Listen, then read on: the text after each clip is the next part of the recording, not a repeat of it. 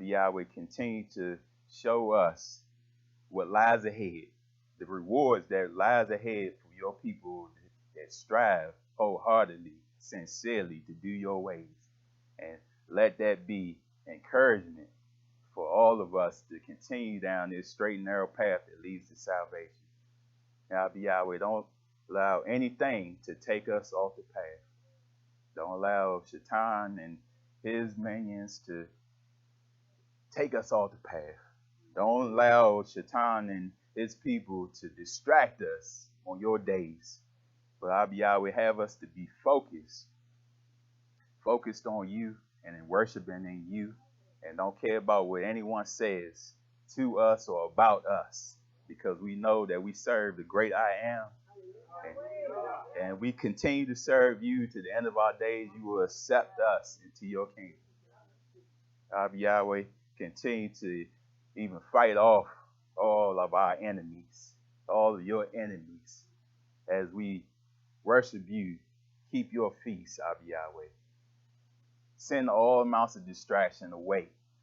Let your word go forth and show your people how to live. Show your people how to make it in your kingdom, and to show your people that we have to stand with truth at all times. In Yahshua Mashiach's name we pray. Hallelujah. House of Israel, you may be seated.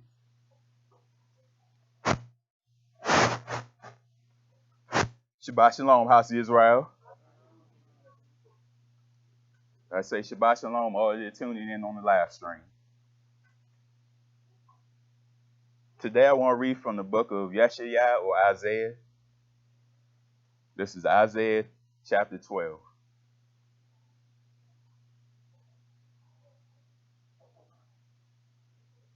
Isaiah chapter 12 says, and in that day you will say, O Yahweh, I will praise you.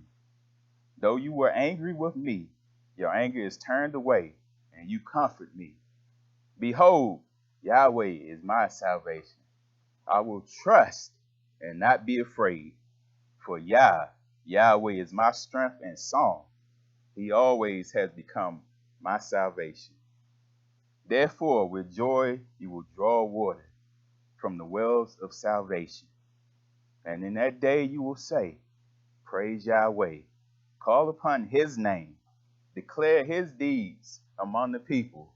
Make mention that his name is exalted. Sing to Yahweh, for he has done excellent things. This is known in all the earth. Cry out and shout, O inhabitants of Zion, for great is the Kodesh one of Israel in your midst. Hallelujah. I said we waiting for that day. So that's what we striving for right now. We living right now to live again and to be among Yahweh and his son, Yahshua HaMashiach. Hallelujah. At this time, I'd like to turn the service over to Zakin Dawi Yakan Singh. We want to receive him by giving Yahweh the highest form of praise by saying hallelujah.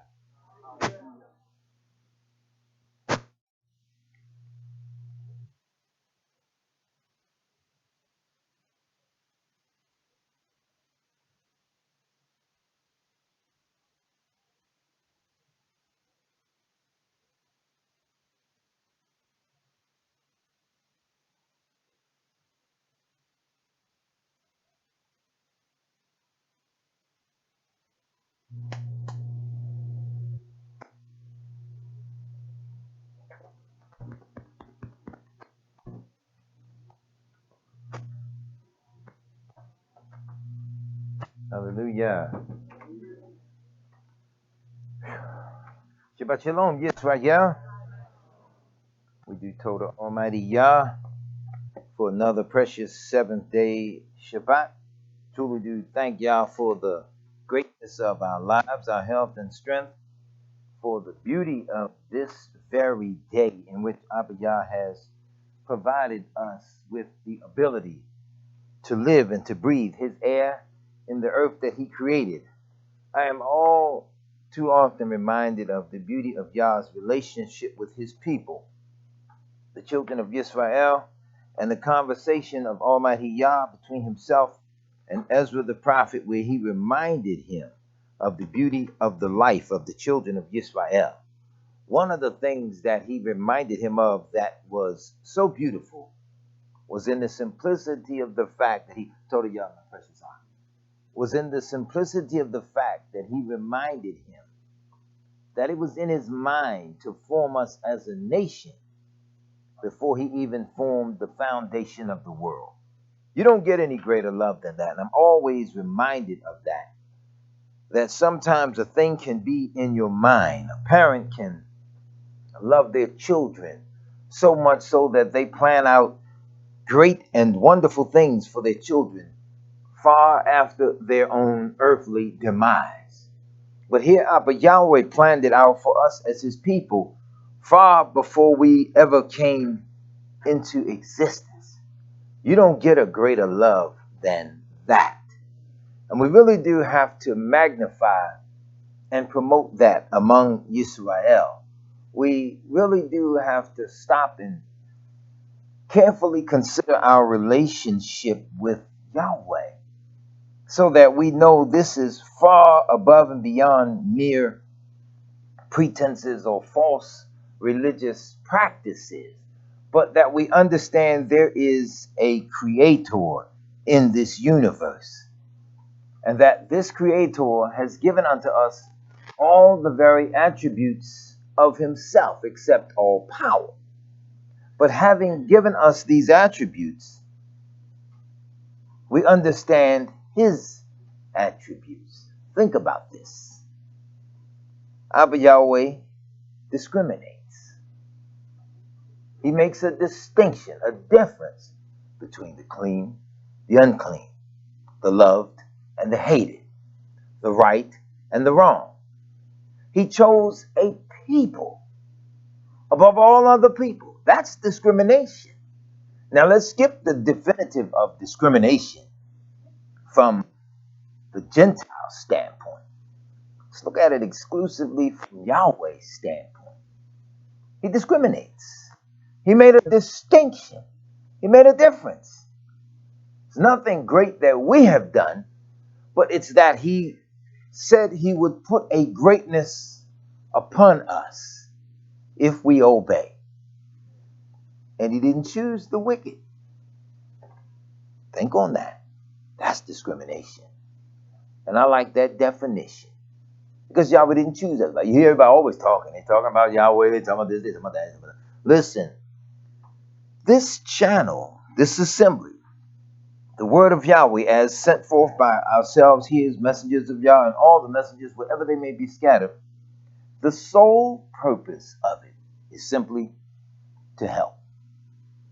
It is to help Yisrael learn the way of Yahweh and to walk up before him in a manner that's perfectly pleasing and acceptable in his sight. I'm reminded myself, even in striving to serve Yahweh, that we want to really serve Yahweh in ways that are pleasing unto him. I'm reminded of a passage of scripture that says, rebuke not an elder, but entreat him as a father. I'm going to let a brother go that I saw that comment on the channel, and a presumably dear brother in Yahweh.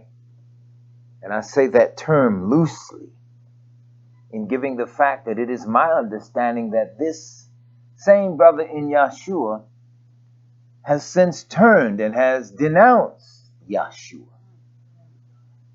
such that the denunciation of us with the feast days, with the date, with the keeping of Shabbat, I saw the response that the administrator issued on last evening's message, and he didn't respond to that because he was condemned by that. But I look at this foolishness called social media, and if we're not even utilizing that, I use it in some of the most subtle of ways to introduce people to things in Yahweh's word. I'm careful how I cast the name of Yahweh out before the world, before the Gentiles. Because Yah said that his name is blasphemed every day among the Gentiles through you. And I watched that. I saw social media friend requests from this same pastor, Pastor Pennington. I won't rebuke you, dear brother. I'm going to be very gentle with what I say to you, in sticking with the accords of Torah. I will not rebuke you, but I will humbly say this. You're too old to be referencing yourself as, yo, this is your boy, Yo Gotti.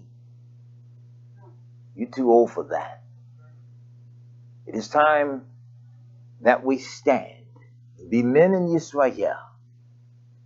I just referenced that to a brother on the channel the other day, how our minds are so entwined with Hollywood, with the rap industry, and us seeking to be rappers. Yo Gotti. What's the other rappers? These names that they want to be. Dash, Dillinger. They want to be modeled after satanic men.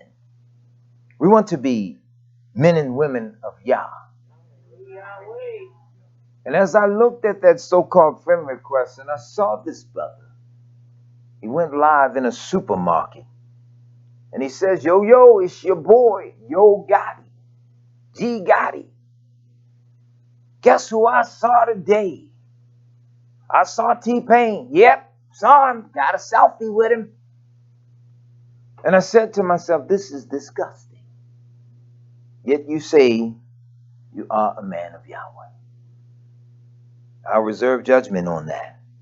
I won't beat the pants off of you. I'm going to let you slide. I'm going to obey the commands of Torah. I got a beautiful letter from a brother the other day, humble brother. In the letter, simply asked that, Elder, as you teach Yahweh's word and the word is pure, we total Yah for you. Let neither Gentile nor Yisrael cause you to be angry and smite the rock. I thought that was beautiful. I thought that was so beautiful. So beautiful. And we want to be reminded that we all must be humble in Yahweh.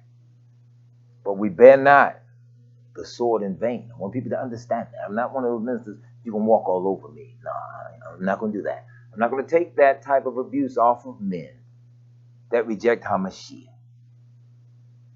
If we don't have Yahshua, we don't have Yahweh. We can pretend. We can cling to Abba Yahweh's name, all that we want.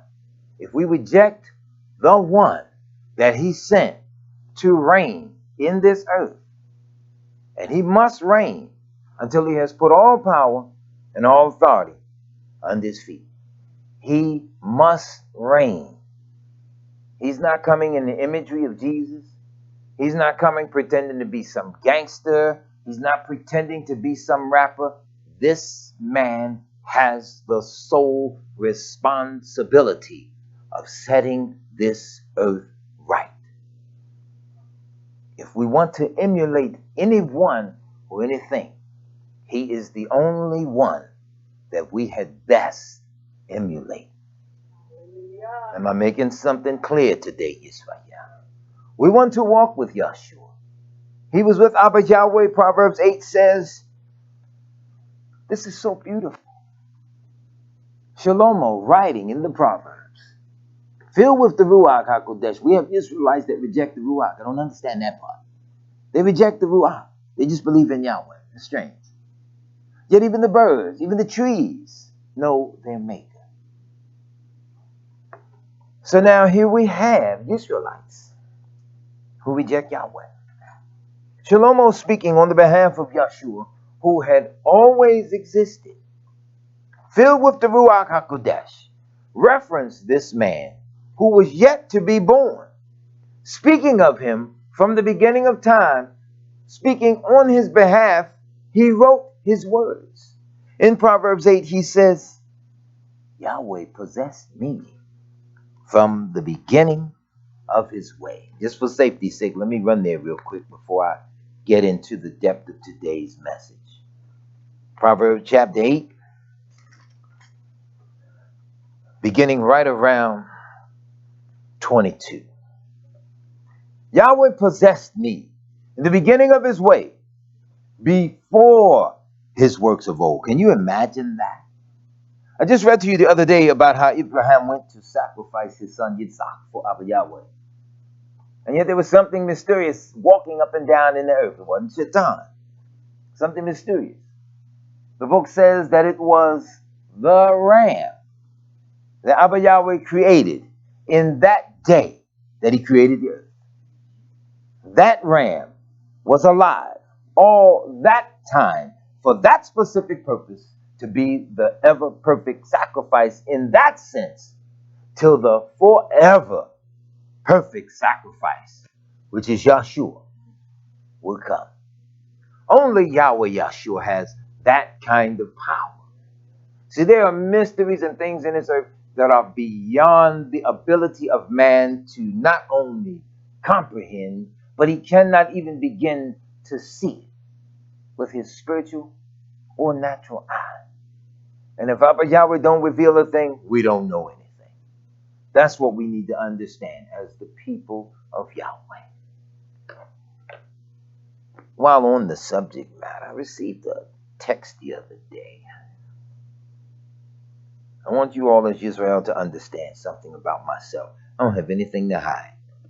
It's not that I would put everybody's business out there. That I get letters and texts and calls from people all the time.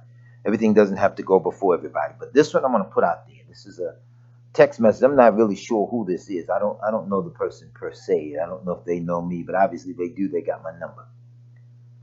I want you to listen to this message. It says, Shalom to Yahweh's ministers and leaders. I apologize for the lateness of this text because I didn't have your number.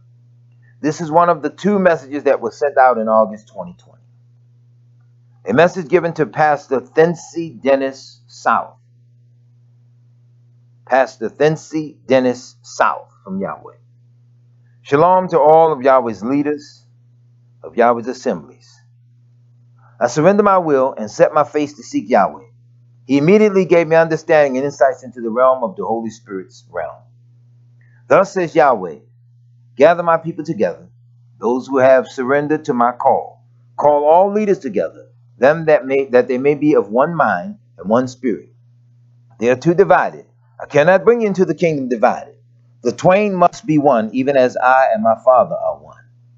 Say the same things. One Yahweh, one faith, one baptism. Pray together, worship together. I will make it possible. Distance will not be a problem. Come, my people, hear me. Come, obey, and live. Get together. Get together. Make no tarrying. Bring them from near and far. Come, come, come. The second message sent out in August 2020. Greetings in the wonderful name of Yahshua. This is a message received by Pastor Thency Dennis South from Yahweh to all leaders of Yahweh's assemblies. This is serious. This is Yahweh's word. We must abide in holiness. We must be in one accord. Yahweh cannot cement our hearts together in oneness. He seeks to seal us for his kingdom. We are fallen because we are so divided. We must be sealed in Yahweh and Yahshua. When you hear Yahweh's voice, your heart should be set on fire. That pure love Messiah wants us to attain. Oh, for more grace. I'm reading it as it came across. Oh, for more grace to love you more, my brother and sister. Oh, for more love to seal us in the Holy Spirit of oneness. I am in the Father, and the Father in me. John 14:10. Brothers and sisters, pray that Yahweh will lead us into that oneness. Those were the 2 texts that were received. Again, I don't know the person that sent me the text. It says it's from Minister Thency. I looked at all of the numbers that were involved in the text and the various area codes that were sent, from area code 914, area code 803, area code 704, 301, 240, and 410. So I looked all those area codes up to see the different areas where these ministers or where these messengers reside. I will not browbeat the message. I understand the zealousness of the messenger who said that Abba Yahweh gave them the message. I will not debate or challenge the message. I will, however, honestly say this in the word of Yahweh.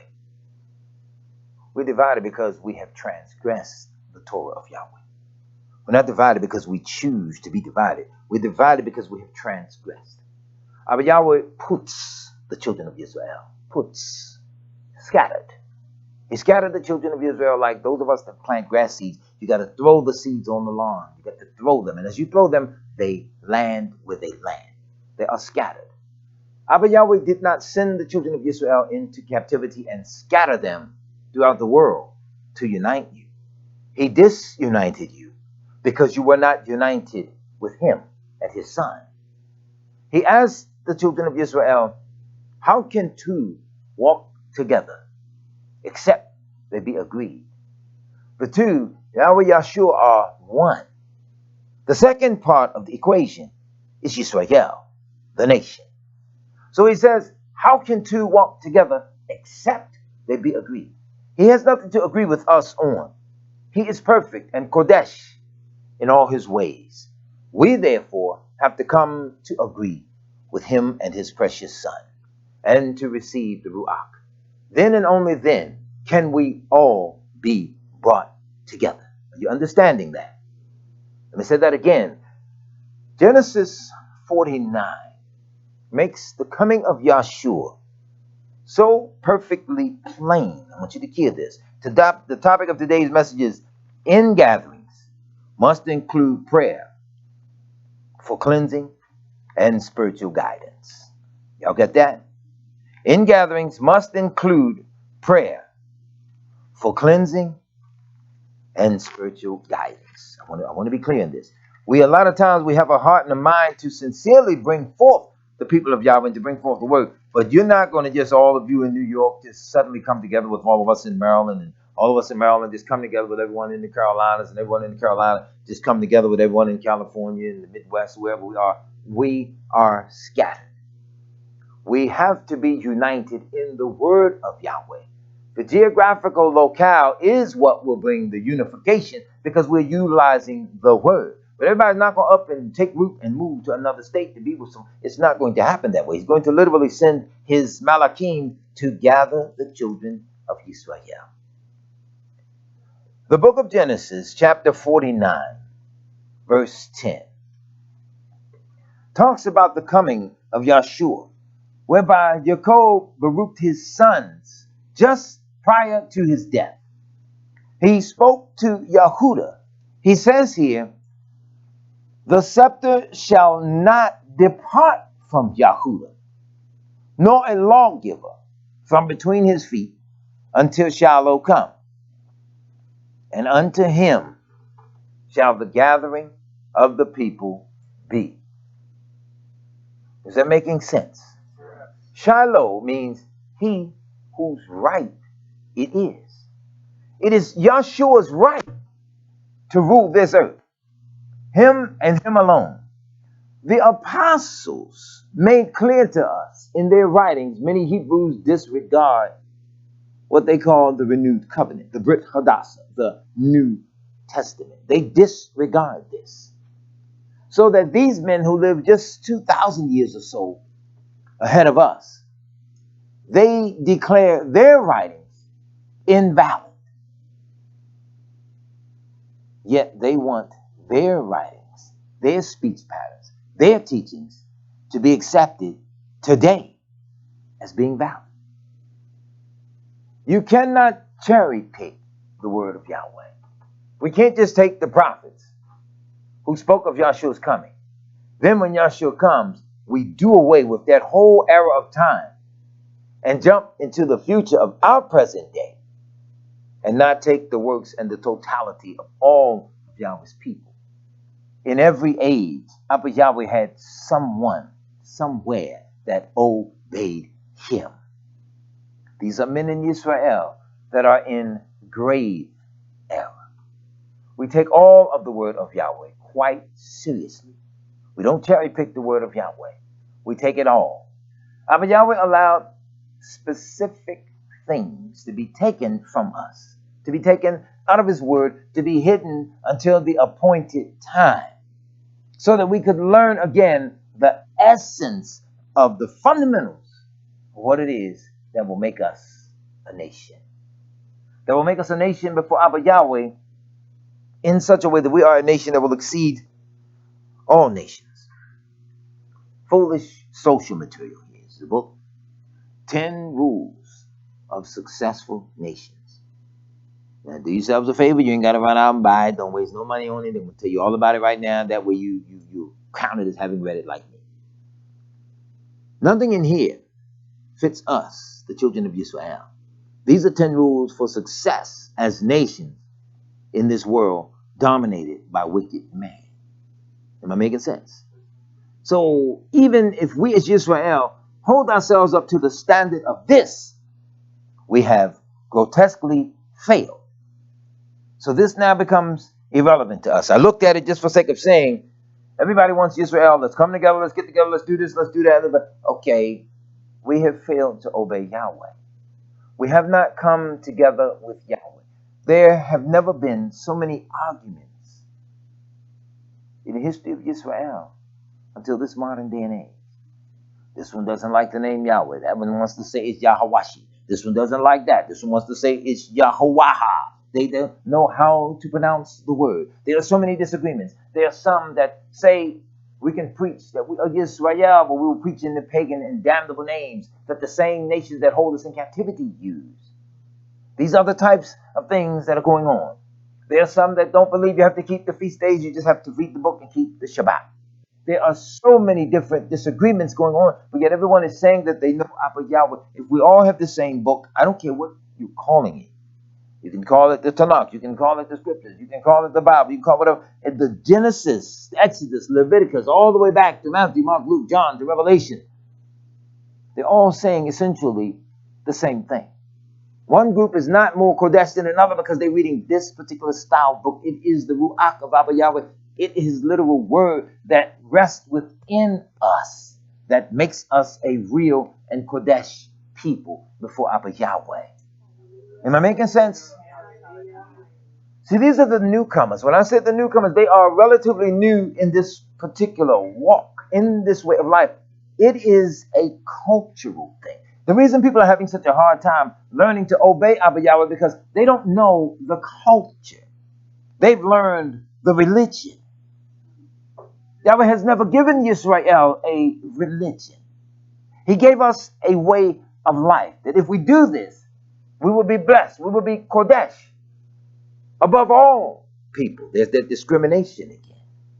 Above all people that are upon the face of the earth. Are you hearing me? See, when we come to this and we're practicing a religion, we fail Abba Yahweh. We fail ourselves.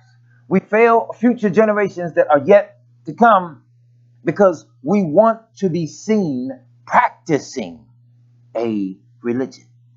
Sometimes we're not thinking, and you can just look at some of this stuff. We can challenge them. Our brothers today, they want to wear the older clothes. They want to look like they think the children of Israel looked in the Ancient of Days. And they think that that makes them Kodesh, or above you.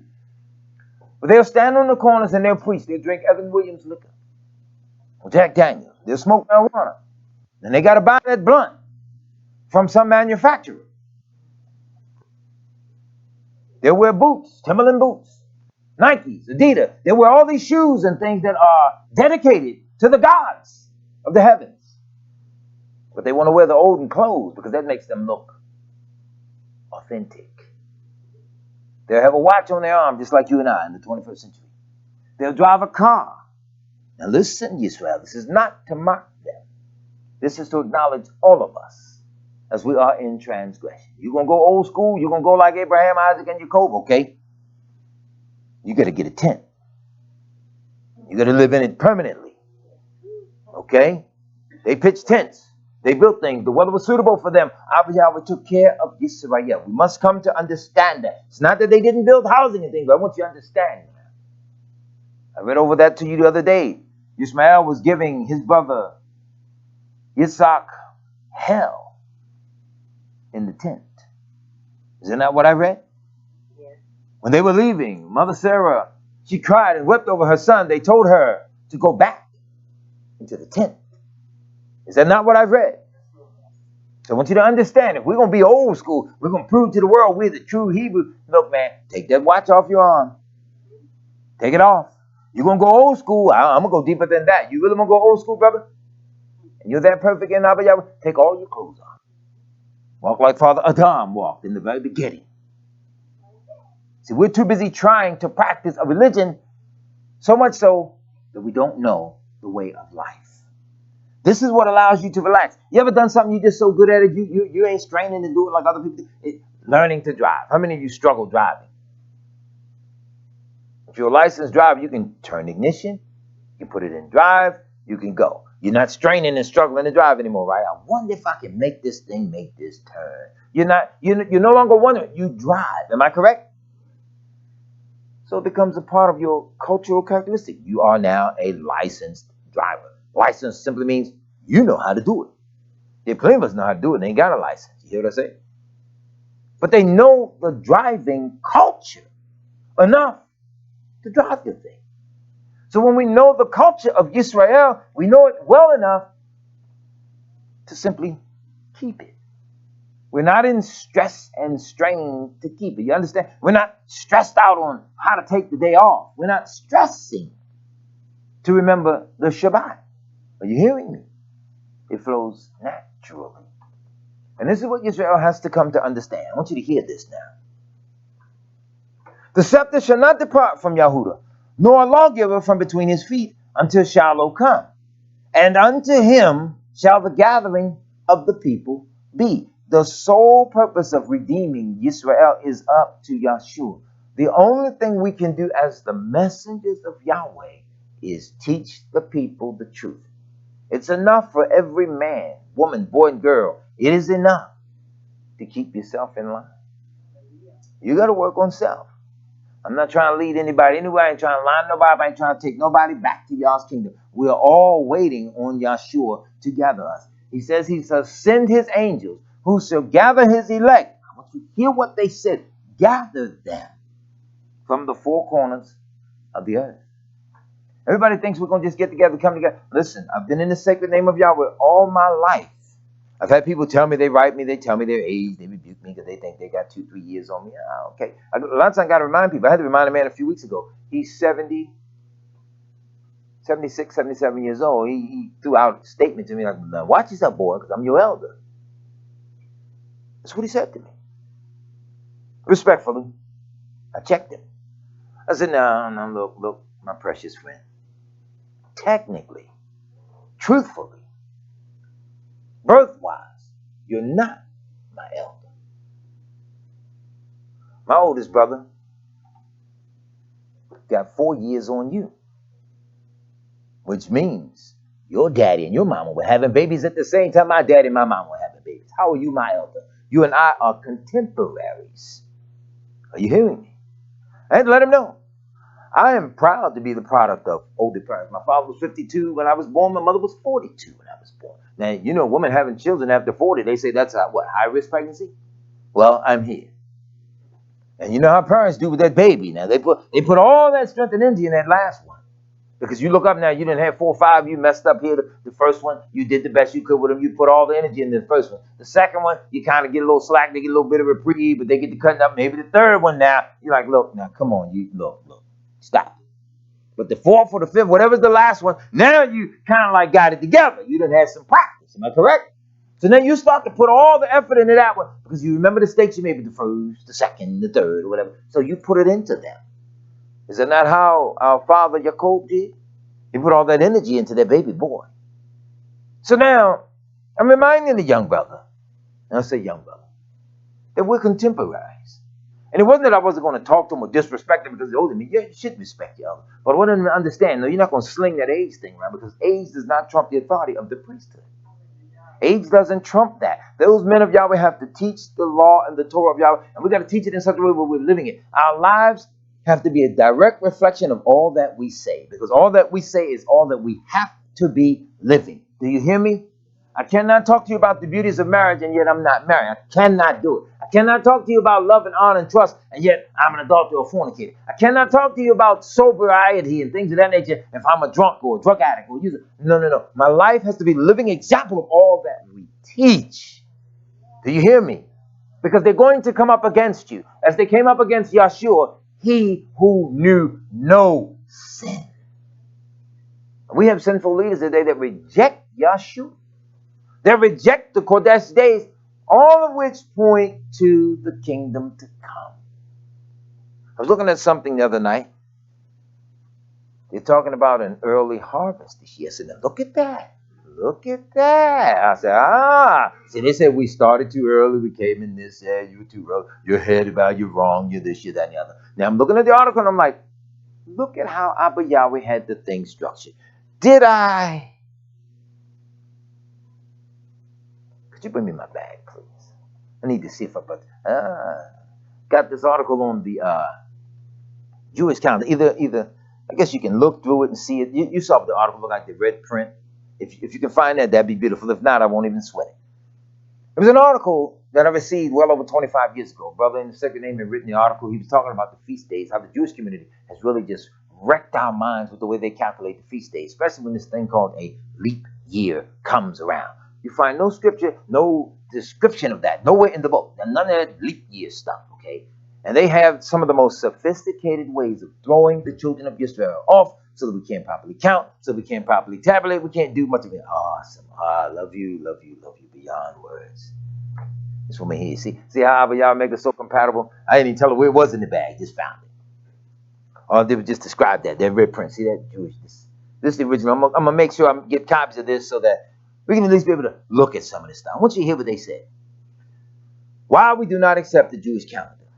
The views and beliefs are this writer only. I like that part. He didn't say Yahweh revealed this, told me writer. He said they are this writer only. And what I like about it is that the writer, using scripture, condemns something that they did. And then a lot of Hebrews who do not know how to calculate, they just run and grab whatever's on the calendar, they look at it. Interestingly enough, if you look at some calendars, they'll list Feast of Trumpets, they'll list Day of Atonement. When it comes to Sukkot, they won't even bring it up. You watch close, some of the calendar doesn't even mention it. And I'm going to tell you why. Because, see, these selfish bastards who are pretending to be you, the most significant dynamic of the multiplicity of all the harvest that's brought in, it's symbolic of all the nations that are brought in. Are you hearing that? So now they don't want to see that. This is that racism. This is that white supremacy where it's us and it's us and it's us alone. So they don't even discuss it. They don't even welcome you to that particular region of the world where it takes place, but yet they took command of the region. They don't say that Abba Yah is going to save people out of every kindred and tongue and nation. They're going to be bruised. They're going to be battered, scarred. They're going to be so beat down that as they look at you, the assemblies of Yahweh, the children of Israel, and as they see you come out of that great tribulation, beautified in all that white, the way the scripture describes it. Say, who are these people? How did they come out of this great tribulation like that? We will go with them, for we understand that Yahweh is with them. Are you hearing me? And I'm going to prove that today. I'm going to prove it right out of the book. Because Yahweh is going to beat them down, embarrass them so badly. Some of us as Israel, in the time of the great tribulation, we too, some of us will be so bruised, so battered, so beat down, that we'll have our heads hung down. We'll think it's over for us. Till Yahshua gives all the signs, and then he says, then look up and lift up your head, for your redemption draweth nigh. That's not a people that are united. That's a people that think it's over. That's a people that are frightened. That's a people that are living in the Book of Eli imagery. That's a people that are living in the Mad Max Thunderdome era of time, where they have destroyed this earth and you are barely making it. Yet even in thinking you're barely making it, Abba Yahweh is there. We have to be able to see that. We got to stop trying to see visions of grandeur for Israel to be blessed right now. I come up in this sacred name, and I'm telling you all the honest to goodness truth. People have been saying that all my life. We got to get together. We got to get together. We got to get together. We got to get together. We got to get together. We got to get together. They get together. They get together. They get together. They get together. And nothing happens. We just keep the Shabbat. We're over here fellowshipping this month. Next month, we're holding it over there. Next month, we'll be over there holding it. Next month, we're holding it over there. Okay, this has gone on for years.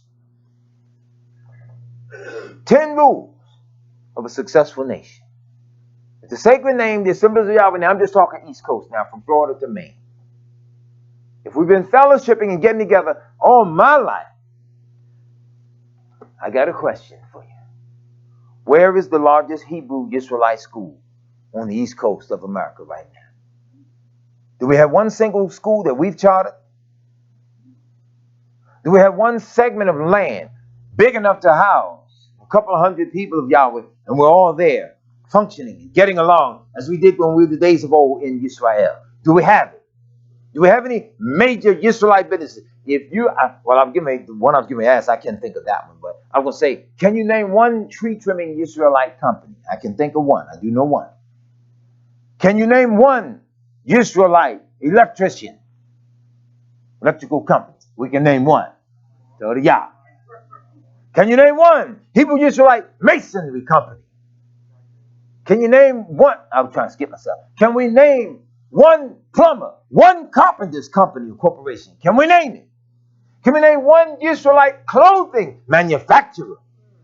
Yet we keep saying we got to get together, we got to get together, we got to get together, we got to get together. If we study Yahweh's word and apply this, no matter where we are together.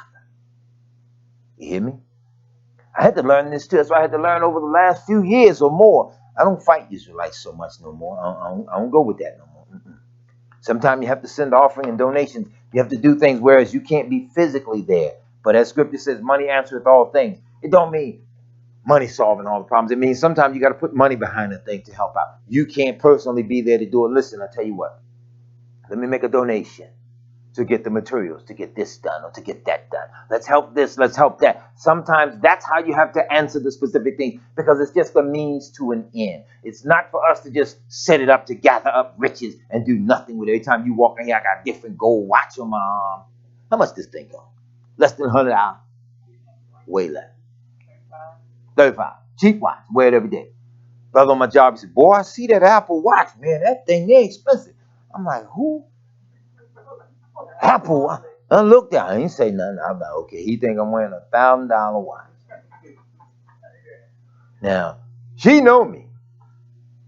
If somebody's looking at it and they think it's a $1,000 watch, she know what I'll do next. I'll make sure I got something cheaper on mine, because I don't like flashy stuff. I ain't gonna lie to you. I've never liked flashy stuff. I've had plenty of money in my lifetime. I never wore gold chain, big dookie rope, none of that stuff, slick coats and all that. Never big expensive stuff. I never did. I never liked flashy things. I've just been so happy in life with all that Abba Yah has given unto me. I've learned that in lifetime. But I've also learned something else. I've learned how to give. I've learned how to help others, because a closed fist cannot receive anything. Did you hear what I said? If it's closed, it can't receive anything.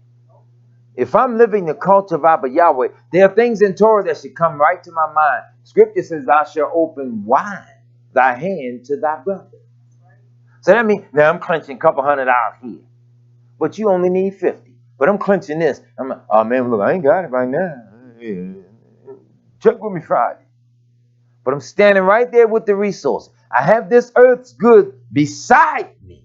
And I tell you, go, be warm, be filled. Am I living according to the culture? Are we unified if I do it like that? So we have to learn and unlearn the ways of the heathen. So see, when we talk unification, that's one thing. But when we live it, it's something totally different. Are y'all hearing me? That's how we going to do that. Oh, by the way, brothers, tomorrow, y'all be ready, man. Y'all want to cook and get together and burn, do all that. We setting everything in place. So, hey, you want to burn? We're going to burn. We really should have somebody set it up and do it today, but time got away from us. It's all right. It's all right. We're in the midst of a pandemic. The world being slapped down right about now. Yahweh's people can still quietly celebrate. We're in the midst of struggles. We got some little tribulations on the right and on the left. But remember what he said to you. 1,000 shall fall at your side. It's a lot. 10,000 at your right hand. Whoa, that's a lot. But in jumping from the 10,000, you never fell upon the 1,000. Because he said, it shall not come nigh you. If you're living the culture, you can trust him. Are you hearing me? See, this is what Israel has to learn. A lot of brothers online. This is why I gave the administrators the command. A lot of what people are saying now, we ain't going to fight everybody. Leave some of them stupid comments, just leave them right there. They say things, they look dumb, leave it there. And I'll tell you why we want to leave it there. Because if it's dumb, and people that are living the culture, we want them to see it. I watched the brother on there. He responded to Pastor Pigeon yesterday. You seen that, didn't you? He said, whoa, whoa, Pastor Benson, pump your brakes. Something to that effect, the brother said. He said, slow down. He told him, slow down. Because see, brother knew. And that's exactly what we want for those that are foolish enough to keep fighting and infighting going. This brother says, let's review the commandments and the feast concerning trumpets. And he goes through some scripture in Leviticus 23. And Yahweh spoke to Moshe, saying, speak unto the children of Israel, saying, in the 7th month, on the 1st day of the month, shall be a solemn rest to you, a memorial blowing of trumpets. He goes in and discusses the whole thing. Many years we've been blindly going by the Jewish calendar for years, including this writer myself, thereby observing the wrong Kodesh days. Why was the Jewish calendar 2 days off, thereby making trumpets, atonement, and feast of tabernacles also off by 2 days? History shows that the Jewish calendar and the many that followed was established in 359 AD.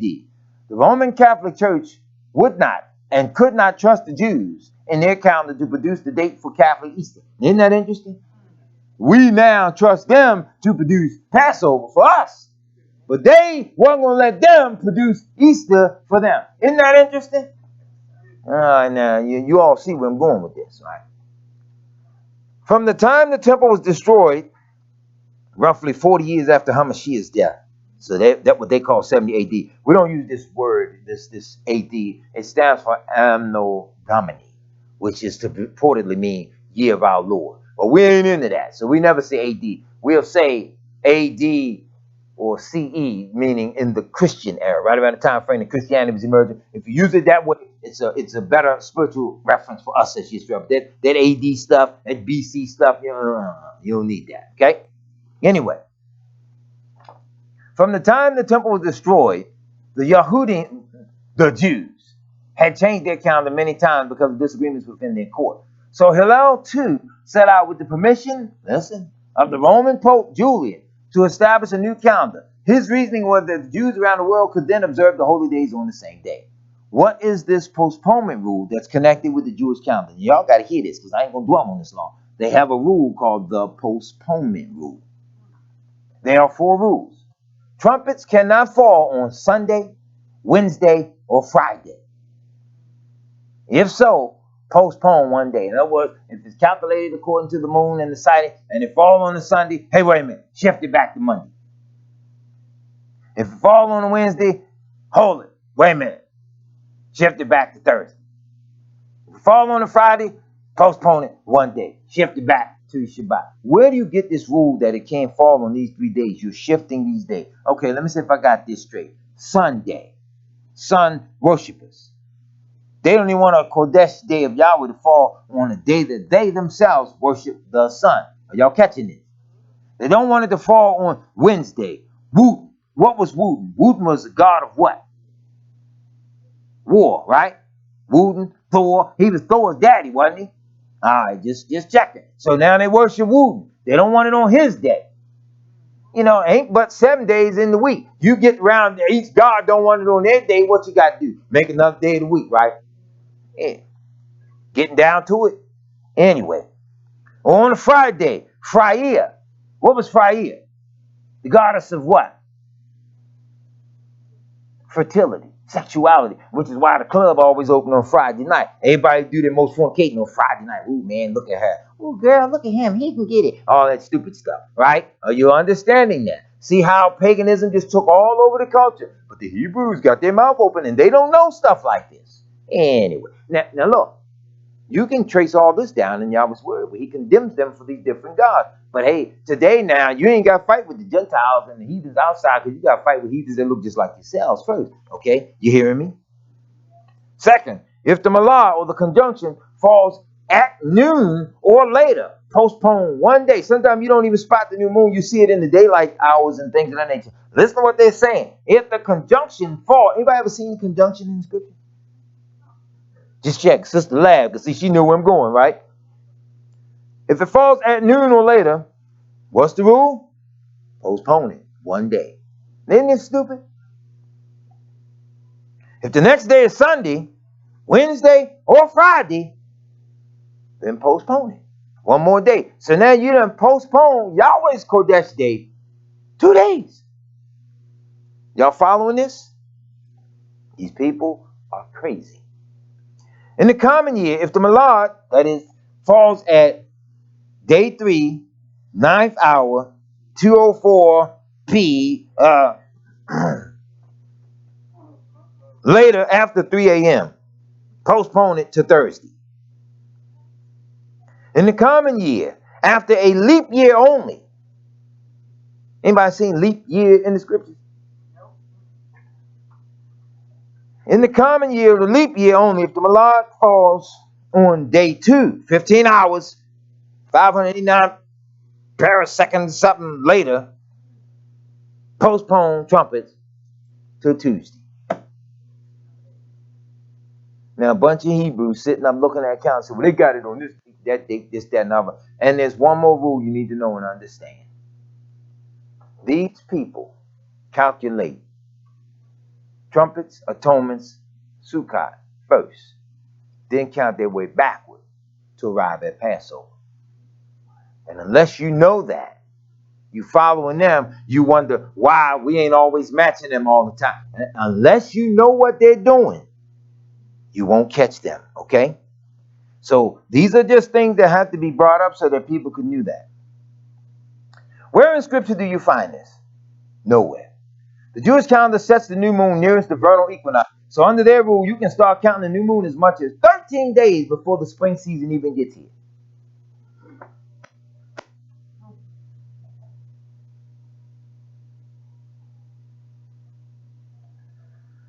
All right, let's get this. As the Jewish calendar calculates the 7th month, then back to the 1st month, Abib, in order to set the Passover. Did y'all hear that?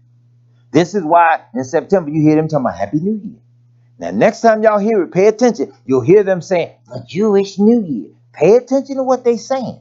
Because Yahweh did not say, he plainly said the 7th month. Now, all right, let's go a little further with this. The scriptures say the 1st month is in the spring, Abib, not the 7th month. When did they start that? My best answer is that when they came back from the captivity in Babylon. Okay, that brings up a very interesting question. Who did it first? Say it again. Say it out loud. You pointed, but say it out loud. We did. See how it all starts with us? We did it first. That Babylon is something else, y'all. I'm telling you, you got to keep one thing in mind. Babylon was a black man's empire. We went into that Babylonian captivity. Out of that Babylonian captivity came the Babylonian Talmud and all this other stuff. This is where people are drawing the depth of their doctrine from today. And they don't want you and I looking at this Talmud. But our fathers did that. They went astray, following the nations. When Yahweh told Israel, when they were in their own land, drive the nations out. He said you would be influenced by them. Let's go a little further. Where is this in Scripture? Actually, you're beginning the spring before this spring, and indeed still in the winter period. That should help you understand why we are one day at Passover and 2 different days at trumpets and atonement tabernacle in the year 2000. Well, ironically, I got so many calendars with all the different feast days, but we done kept the feast day, and I can sit down and pull them out for you all. We can go back and look at them and calculate them, and you got to calculate all this according to Yahweh's time. Yahweh's calendar has 30 days to the month. Getting down to the precision of minutes and hours and seconds and all that stuff, you do not find that in Yahweh's word. Yisrael knew to watch for that moon. Here's where it gets interesting. Even the Muslim community knows and understands the following of the crescent. Even Islam knows that. Why? Because their father Ishmael, he is your family. He knew enough in Abraham's house to understand the reckoning of the times. They don't bother them too much on this, but it's mighty funny that they got their same type of feast that they use, impersonating us, their feast days matching our feast days. Now, how do you come up with that? They ain't bothering them next month. They running neck and neck right with us, the Arab community. Now, I'm just throwing it out there. You can go check and see on them calendars when certain feast days they got. When did it start? Look at it and see if they ain't lined up with you. Now, I'm not saying they're right or justifying them. I'm just saying they have enough sense to know we ain't following them. And I told Yahweh that they always over there fussing and fighting among themselves. They ain't getting along either. Well, Yisrael, remember what he says here. So the postponement rule sets it to Friday, but there are other rules that says it can't be on Friday. Pardon me. So now it's set. Dry air always bothers me, but y'all need it. Don't worry about it. I won't cry. Thereby making trumpets, not the first day of the 7th month, but the 3rd day of the 7th month. They then count back to the 1st month from their postponement, and then count the Passover, making it 1 day later than we do. So the 1st month conjunction is April 5th, counting 14 days to Passover, bringing you to April 18th. However, by the Jewish rule, you will observe Passover on the 15th day of the 1st month, and the days of unleavened bread on the 16th day of the year 2000. Is that scriptural? Right around the time that we got this, we did check the calendar, and that's exactly what they were doing. My point to Yisrael, my point to Yahweh's people, we really do have to look to Yahshua. He says here, back in Proverbs 8, I was set up from everlasting, from the beginning, or ever the earth was.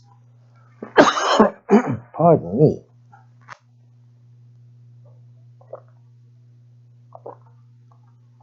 When there were no depths, I was brought forth.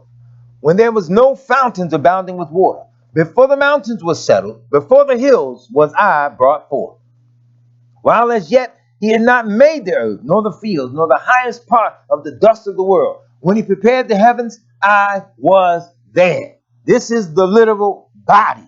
This is the literal man who was yet to come. Adam hadn't even been made, yet that literal body of Yahshua was in existence with Abba Yahweh from the beginning. Even the noted black historian Ishaka Musha Barashango said, time never was when the black man did not exist. That's a serious statement. That's a serious statement.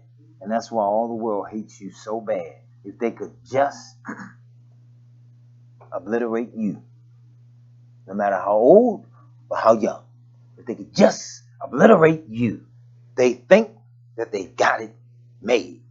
This is what he means when he says the world hated me before it hated you.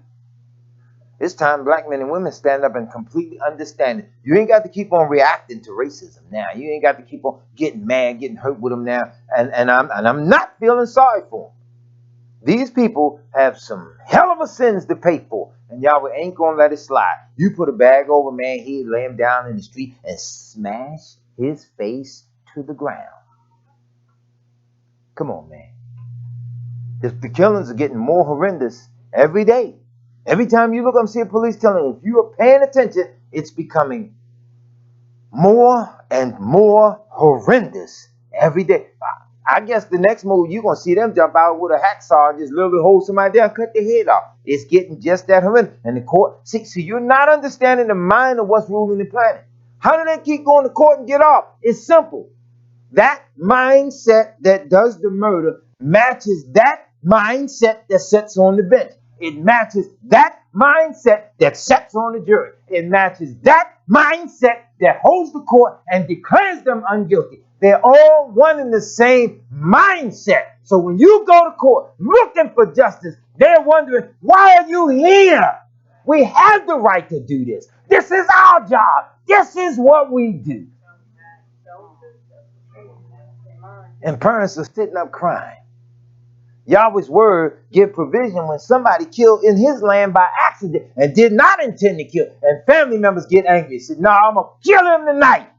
He gave provision for them to run and hide in 5 cities of refuge. So now people could get angry because you killed a loved one. Yahweh knew naturally they were coming to get you. That's in the book. I know what question is in y'all mind. I might as well go right back and answer it right now. Deuteronomy 28.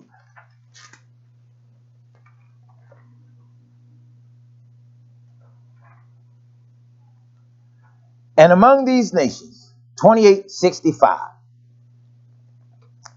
And among these nations shalt thou find no ease, neither shall the sole of thy foot have rest. But Yahweh shall give thee there, listen now, a trembling heart, Now we got to look this up. Let's see if I can get this straight real quick for the people of Israel. Y'all book say trembling heart. Anybody else book say anything different? Anybody book say trembling heart?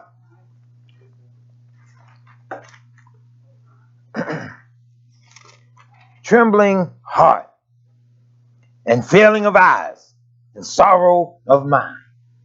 Let's look at this trembling of heart. Word 7626 for trembling. 7626.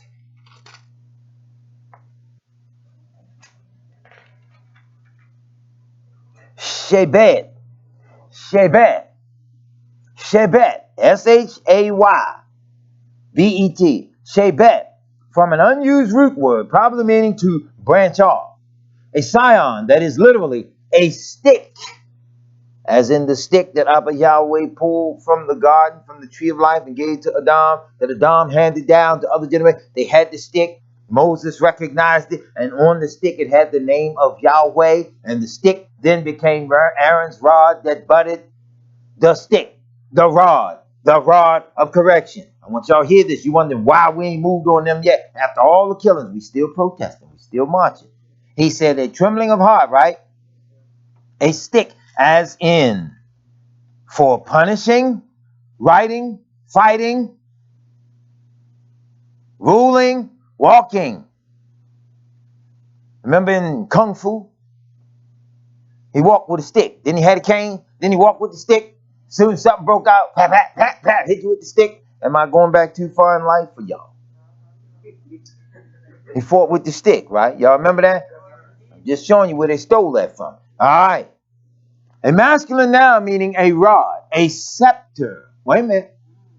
Genesis 49 says, the scepter shall not depart from Yahudah, nor a lawgiver from between his feet until Shiloh come. You wonder why we can't fight? The spirit of a real warrior ain't on us. It's been taken. See what I'm saying? I go outside and slap one of the young brothers right now. He can go get his boys quick. We're going to go get him. And they coming. And the white man can come. He ain't got to slap one. One white man can run down on 25 of them on the corner. Say, freeze, lay down, everybody. And everybody gonna freeze and gonna lay down. Now, ain't nothing you get one that'll break on him. He'll run. He ain't running because he's bad. He running because he's scared. Chances are, he gonna be the one to get killed. But all the killers in the crowd that'll kill you. They ain't gonna touch that white man. It is a spiritual condition. Yeah, I was holding you in check, in fear. Why? Because you didn't reverence him. You didn't fear him. How you gonna fight your enemy back? See, this is the case of the child that'll fight in the house, won't fight in the street. You understand? Child, he in the house, he'll fight his brother and sisters over his toys, over his cereal, over food, fight over anything. Get out of the street. You understand? See, in our house, that wasn't the rule. You don't fight in my house. That's my motherfucker. You don't fight in here.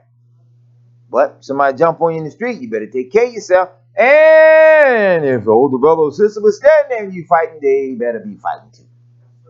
You hear what I'm saying? We had the neighborhood children do that. My sister Rebecca can tell this story. We had the neighborhood children jump on her every summer, as soon as school, and the devil would speak to them. All right, get them, beat them. We're going to school all year. They didn't bother. As soon as the summer hit, the whole neighborhood turned against us.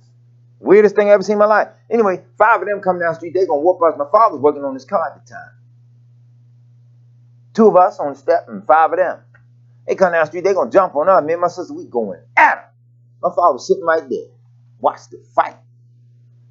Father was cool, man. I loved my father's persona. Nothing ruffled his face. He was sitting right there. He watched us go. My mother was a little upset. You let them fight. You let them this. I know my father was doing. My father was sitting there praying. But he let us rumble with him. 5 of them, 2 of us. We didn't get hurt.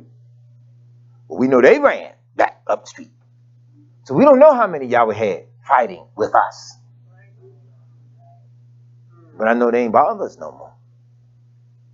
See, People think I'm violent. I'm a product of my environment. Y'all would have me go through so much stuff in life because I had to learn. I had to be tough in order to be a preacher. Because see, sometimes Yahweh's word is warfare. And people don't understand that. They get afraid when the messenger really start talking like that. They look at you like you crazy. Because see, they used to the Martin Luther King style sermons. I had a dream that one day we would all be able to sit down with a little white boy and a little white girl and we hold hands. They ain't dreaming that. Jimmy Swagger, they never had that dream. Funny, ain't it?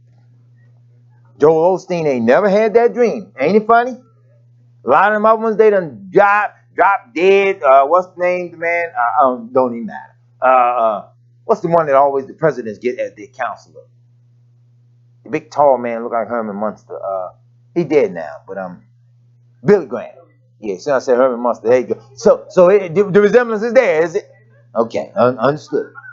Long we're all on the same page. Anyway, that was deep. That was deep. Anyway, he ain't had that dream either. But now we act like Joe Biden had it. See what I'm saying? And then crazy Camilla. Crazy is a burl of fishing hooks. Now ain't no fishing hook straight. Is anybody got a straight fishing hook? They make them with a little curve to it, right? Because got to catch the fish by the mouth, right? Okay, that's what I thought. And here she comes. She out there. And we again, oh, our Savior has arrived. Pretending to be a black woman. All this other old stuff, man. Well, you see the little Jewish woman update pretending to be, they broke the story on her, right? Pretending to be black and all this other stuff. Why everybody trying to pretend to be you?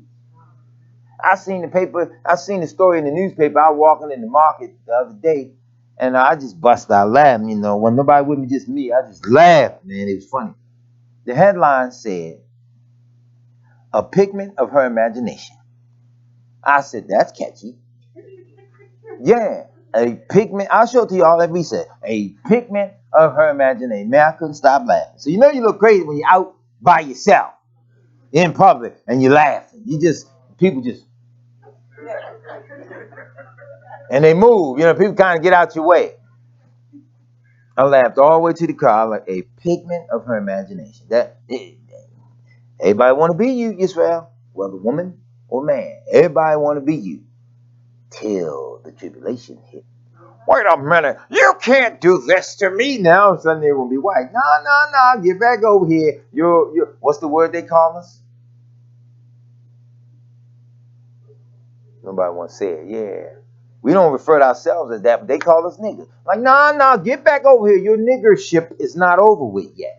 Get back over here. You were taking a beating. Finish the beat.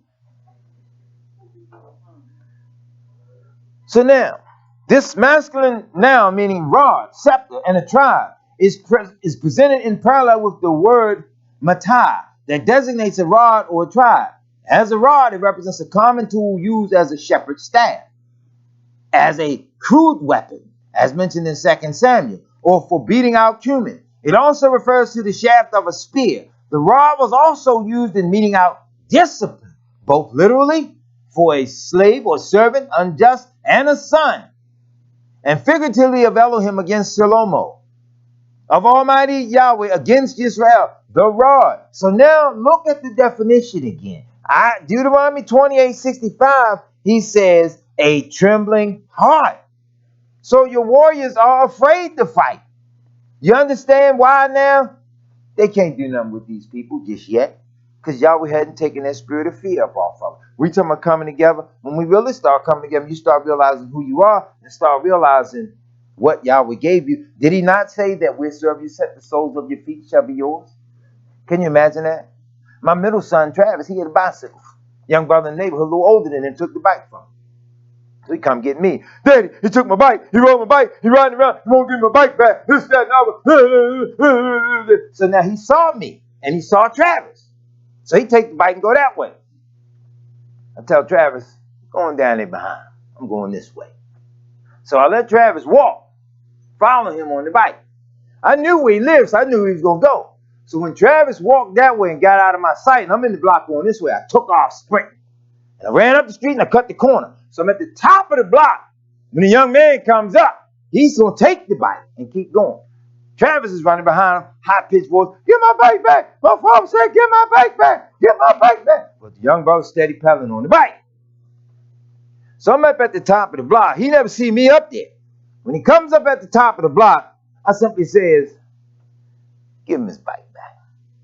And I'm not going to say it twice. Turns around, rides back down the street, gives Travis the bike. What's my point here? When you need help, you go get some help that's going to demonstrate some strength. You don't go get no help just for sake of, hey, man, come here, man.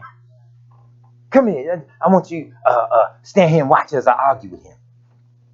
And family members like that, they were thugging, as you use the word. Thugging. You get out in trouble in the street, your brother say, look, don't come get me when you're in no trouble now. He said plain, don't come get me unless something's going to die.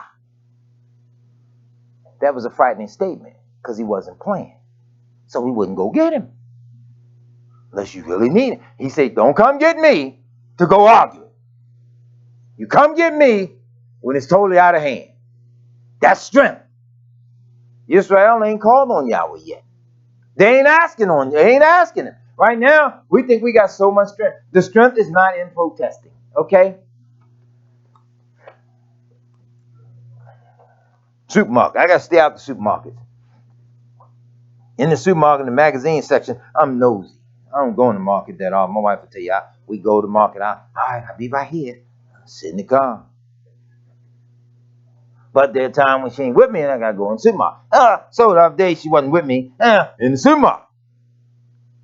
Time magazine. The New American Revolution.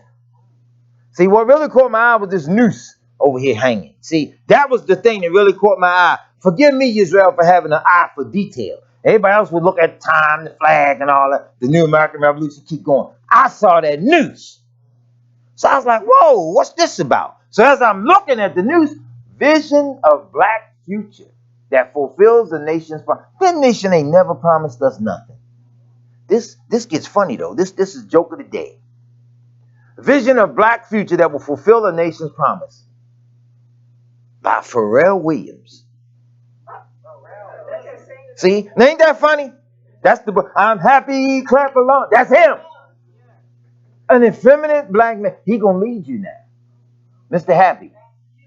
Mr. 50-some years old, still look like he's 17. Okay, that's beautiful. That's good. But he's a little feminine to me. Somewhere along the lines, the man, your hair starts growing in your face, whatever your definition, if it's patchy or whatever. Somewhere in manhood, it starts growing in. Anyway. With Kenya Barris, Angela Davis, who done sold out everybody.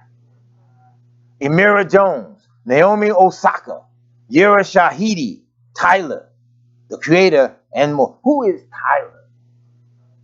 Oh, that's Tyler. Oh, okay. Enough for that. Enough for that. Anyway, point I'm making is this. He got a bunch of black folk waiting on the nation to fulfill a promise that it ain't never made. What did they promise you? They didn't promise to give you 40 acres. They mentioned 40 acres. I don't think we read the statement the way we should be reading it. They never agreed to that. Them governors of all them different states, they didn't agree to that. Your president, and I say your because everybody loved Abraham Lincoln. Only white man named Abraham you can really think of, Abraham Lincoln, Abraham Foxman. Ain't that many white Abrahams. I want y'all to understand that. And you could get less than that if you tell them what the name Abraham means. Oh, Tyler the Creator is a rapper. There you go again. See, a nation of people who want leadership from rappers. Rapper, as in bubblegum rapper or bread rapper. I mean, how does this work? Y'all ain't get that yet. But anyway, this is sad that we as a nation won't listen to the messengers of Yahweh. Let's go to the book of the Psalms, chapter 50. I want you to hear this. Excuse me.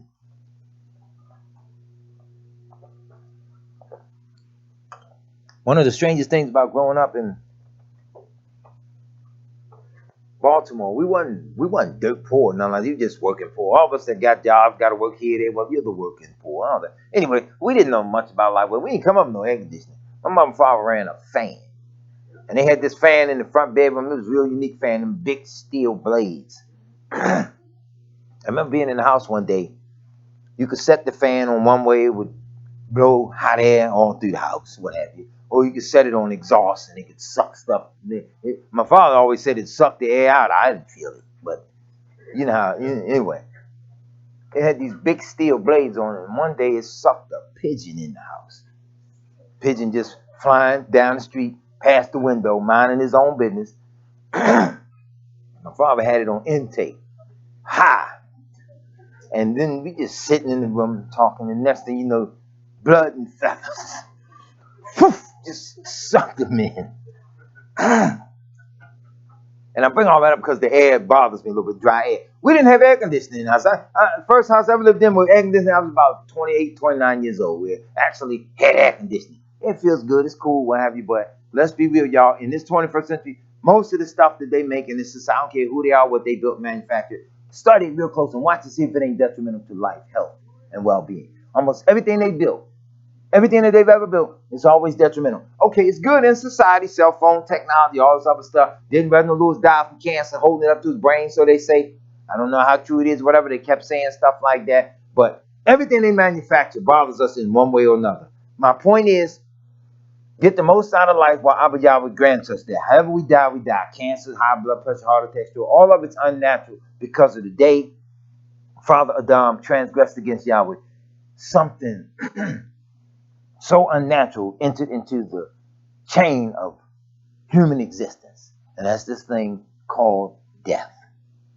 Yahshua had to literally go into it to destroy it. We need to understand how this works. He had to himself die. That's the old expression, you want something done, you got to do it yourself. He had to literally go into death to have the power over death to destroy it. People don't understand that. So how Hebrews reject Yahshua HaMashiach and think they're going to keep all the feast days and then lead us and get us together and take us into the kingdom without him is beyond me.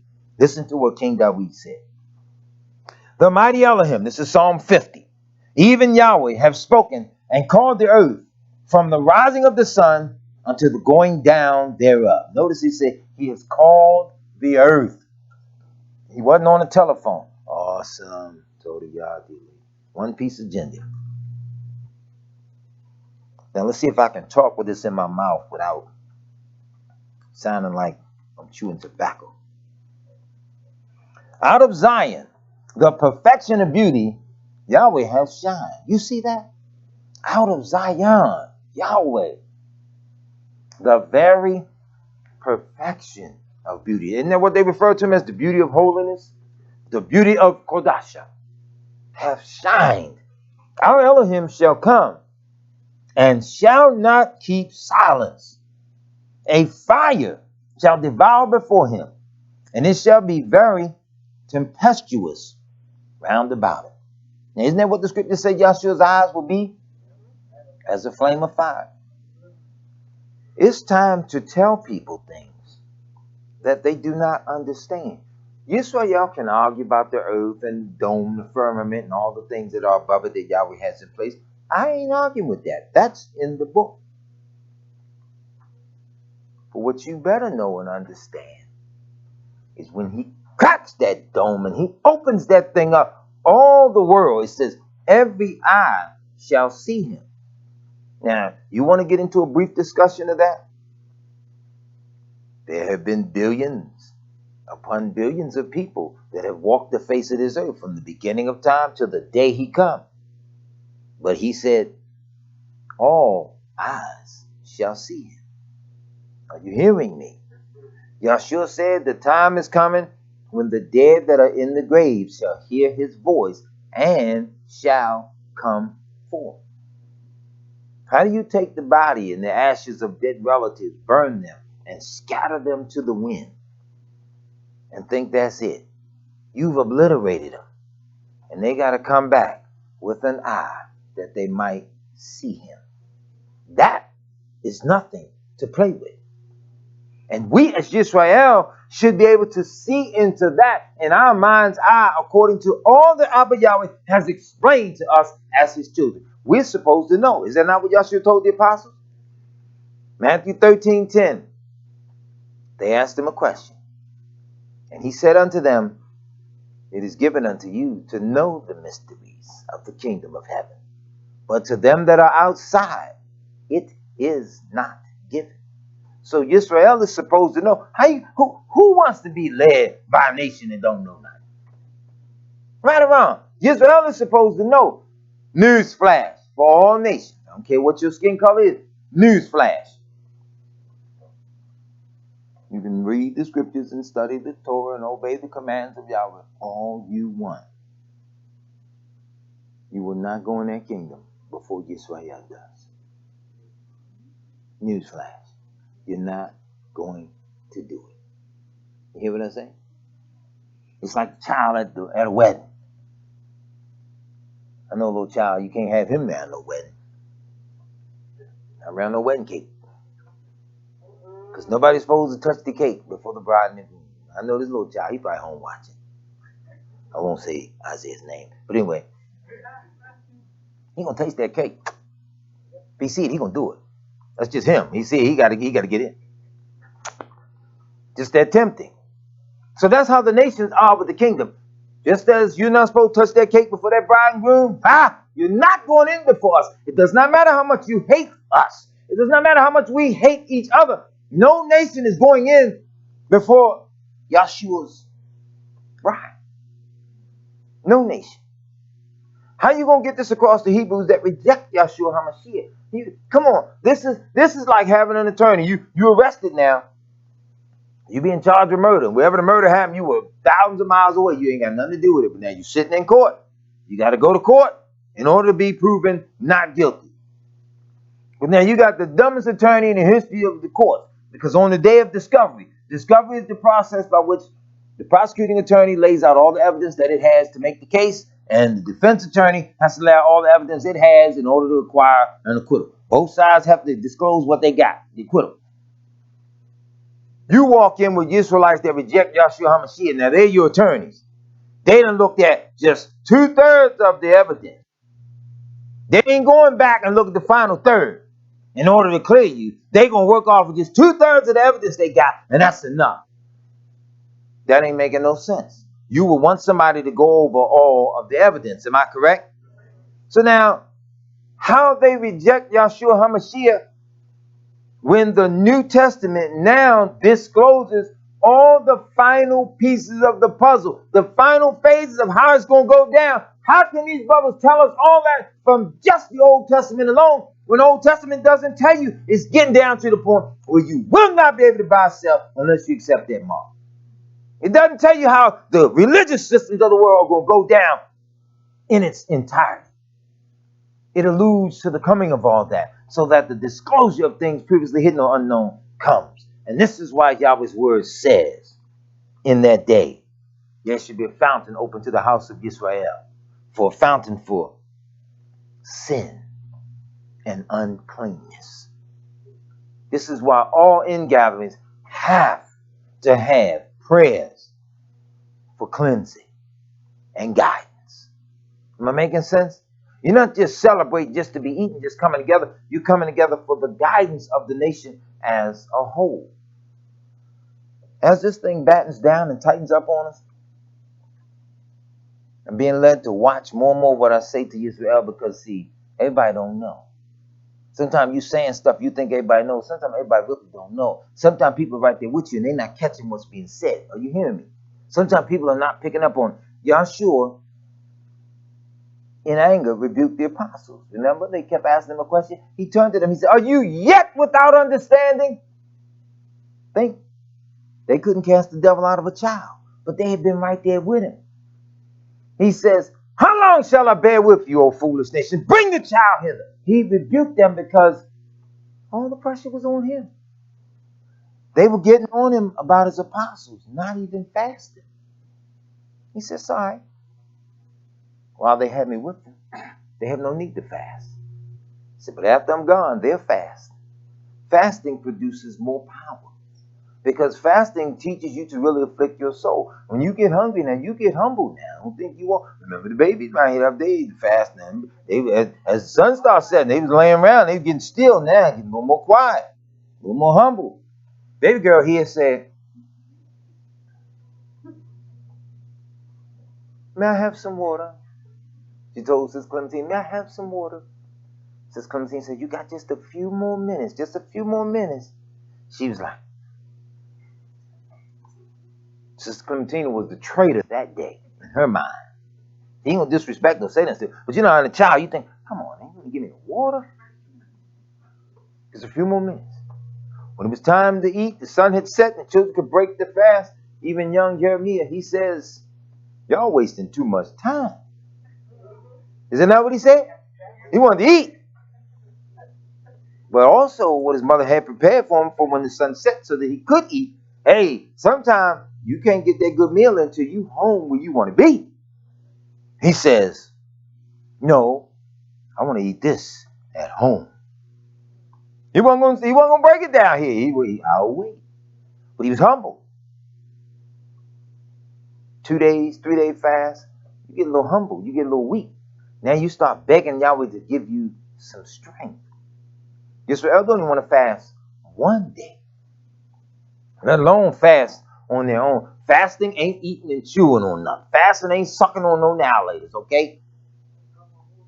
Fasting ain't sipping no juice or no water. They call, oh, I'm on an air fast, I'm on a juice fast. Now the air fast, I hear them talk, that's the most interesting one. Yeah, Dick Gregory used to be around teaching that air fast. I never figured it out, dear mother. I never figured it out. He just teaching them about air fast, juice fast, water fast. Man, up here you slow. Telling you straight out the gate, they neither eat nor drink. People get around and say, well, you can't last for so long without food, this, that, and that. Look, stop getting scientific with Yahweh, okay? You look up the definition of science and scientific and all that, it's guesswork. That's what it says. It's sophisticated guesswork. Stop guessing with Yahweh. Moses went up there in the top of the mountain. He was up there with Yahweh. Yahweh never ate a cheeseburger a day in his life. He wasn't there. Moses, you've been up here now 38 days, man. You want something to eat? I'm gonna kill a lamb. We're gonna eat this burger. He sustained him in the presence of the Almighty. And to overcome like that man came back down, hadn't been in the presence of the Almighty. That man was glowing in front of them people. And had enough strength to throw them tablets at that golden calf. You hear me? We can't even do it one day. So he should call to the heavens from above. Won't you hear this now? He shall call to the heavens from above. He's already up above what we know as the heaven. He's above it and going to call to the heavens and to the earth that he may judge his people. Gather my Kedushim together unto me, those that have made a covenant with me by sacrifice. He said, gather them. Let's stop for a minute. Amos 3, I want y'all to hear this. Let's go back to Amos real quick. See, a lot of times as the messengers and shepherds of God, we got to stop. We got to take our time. People got to quit thinking they can get a 30-minute service. Sometimes it takes a couple hours to get some points across. Sometimes it takes a series of messages to get it all across and to expound on it. Amos 3:1. Hear this word that Yahweh have spoken against you, O children of Israel, against the whole family which I brought up from the land of Mitzrayim, saying, rule number 1, you only, I like that part, you only have I known of all the families of the earth. Therefore I will punish you for all your iniquities. See how it goes? He didn't know all them other nations. And it'll be sad for some of us to get to that judgment throne and for him to say, depart from me, I never knew you. You are of the lineage, but yet he had to still tell some of us, depart from me, I never knew you. You ain't gonna convince me now, no men running around denouncing the Messiah and skipping over things and rejecting things in the word without any real serious study. You ain't gonna tell me that Yahweh got his mustard, they run around there like a bunch of clowns and filing fake court cases, falling in aisles in the supermarket, suing people, staging automobile accidents. Got so many damn court cases going on. That's how you make your living. You ain't gonna convince me Yahweh with you like that. Scripture says, if a man will not work, he shall not eat. We have to work for what we got coming up out of this earth. That's why he made our fathers go by the sweat of their brow and pull up all the fruit and vegetation up out of the earth. Do you know all that they needed was coming up out of the earth first? When they transgressed, Yahweh said, okay, I'm going to make it a little hard for you now. He cursed the earth for your sake. Now you got to really fight with it to make it come up. Farming ain't no easy job. Hey, you let people keep on thinking, oh, I'll just plant some seeds in the ground. I'll let it grow up. I'll go back out there and get it. Yeah, okay. Keep on thinking it's like that. He said, by the sweat of your brow. Can two walk together except they be agreed? Can we walk with Yahweh if we don't agree with Yahweh? Will a lion roar in the forest when he has no prey? He ain't running around now. He just roaring. Ah, ah. What he over there doing? Man, he over there air fighting. That ain't how no lion function. Will a young lion cry out of his den if he's taken nothing? Can a bird fall in a snare upon the earth where no trap is set for him? Shall one take up a snare from the earth and have taken nothing at all? You watch the little hunters in the bush. They go in there and set the little trap, man. They don't go in there and then snatch the trap up, got a bunch of leaves. All right, come on, let's go. They go out there to get something in the snare. Am I correct? Shall the trumpet be blown in the city and the people not be afraid? We blowing the shofar right now. Can you preach the word of Yahweh somewhere and the people not after a while take hold of it? Somewhere along the line, it's going to catch somebody's attention. Did you hear what he said? Man, he said this, he said that. Hey, wait a minute. Come on, man. These brothers out here preaching today, they ain't catching nobody's attention. Send in your tithes. They all smooth with now. They don't even say tithes. They say tides. T-I-D-E-S. Tides. So what the people really ought to do is just load them up. Send them some soap powder, detergent. Send it to them. Man says, send in your tithes up. Well, look here. There you go. We got your case. That's all they after. Shall there be evil in the city and Yahweh have not allowed it? You mean to tell me all this stuff overtaking us as a people today and Yahweh's not allowing it to happen? Some translation says done it, but Yahweh does not do evil. Yahweh allow it. Like he allowed Shaitan to afflict some of his messengers. What did he say? Have you considered my servant Job? You read now, he said, have you considered my servant Abraham? What if you get a Job day? What if you get an Abraham day? You hear what I'm saying? See, a lot of times as Israel, once something go bad, we break down. Don't give up. There's a dear mother, one more time if you don't mind. There's a letter on my desk. Bring me that letter. I want to read something to you all into the record. This was written to me in private. I know dear mother won't mind. Dear mother, we got something special for you. Just trust Yahweh. Hold on. You just hold on just a little bit. Yahweh not going to leave you no forsake. I want y'all to hear something. It should be just two open letters. They're folded somewhere on my desk on the right-hand side. I don't read everything everybody send me. Everything ain't everybody's business, but one thing really does have to. I want everybody that's on the channel with me, as well as every one of you, this one here, Total Yama.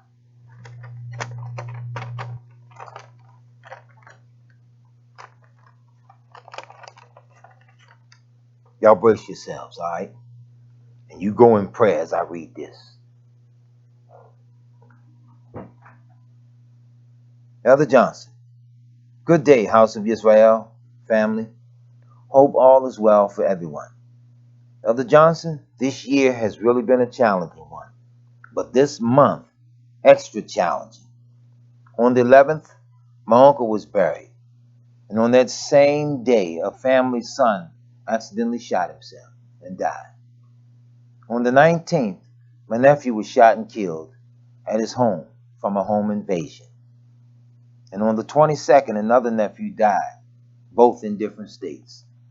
Then on the 28th, my cousin had a heart attack in my mom's front yard and died.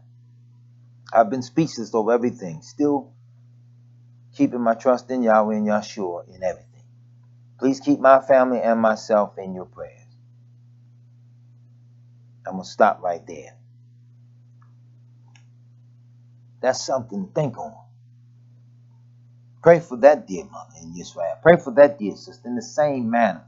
And the reason why I chose to read that, because see, sometimes we have what we call here a Job day, where it seems like just everything go wrong. Sometimes you can't get everything to line up and go right. And yet, it may very well be Yahweh allowing your strength and faith in him to be tested, that you not falter, but that you learn to lean wholly on him. Not partially, but completely on him.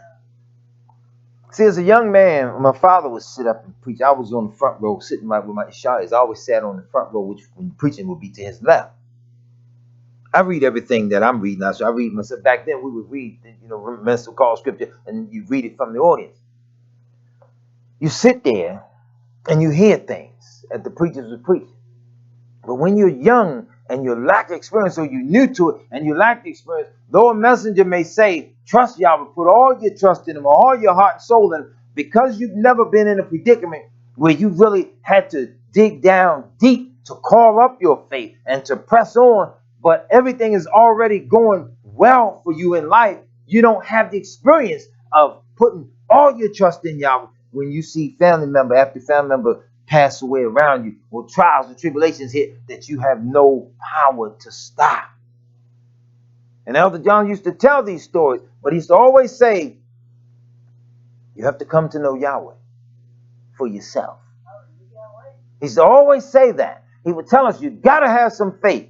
But when you're younger and you lack the experience in trials and tribulations, yeah, it's easy to think you're all right because everything's going your way. But it is when the tribulations hit that now you got to pull it up out of you. And you have to be reminded.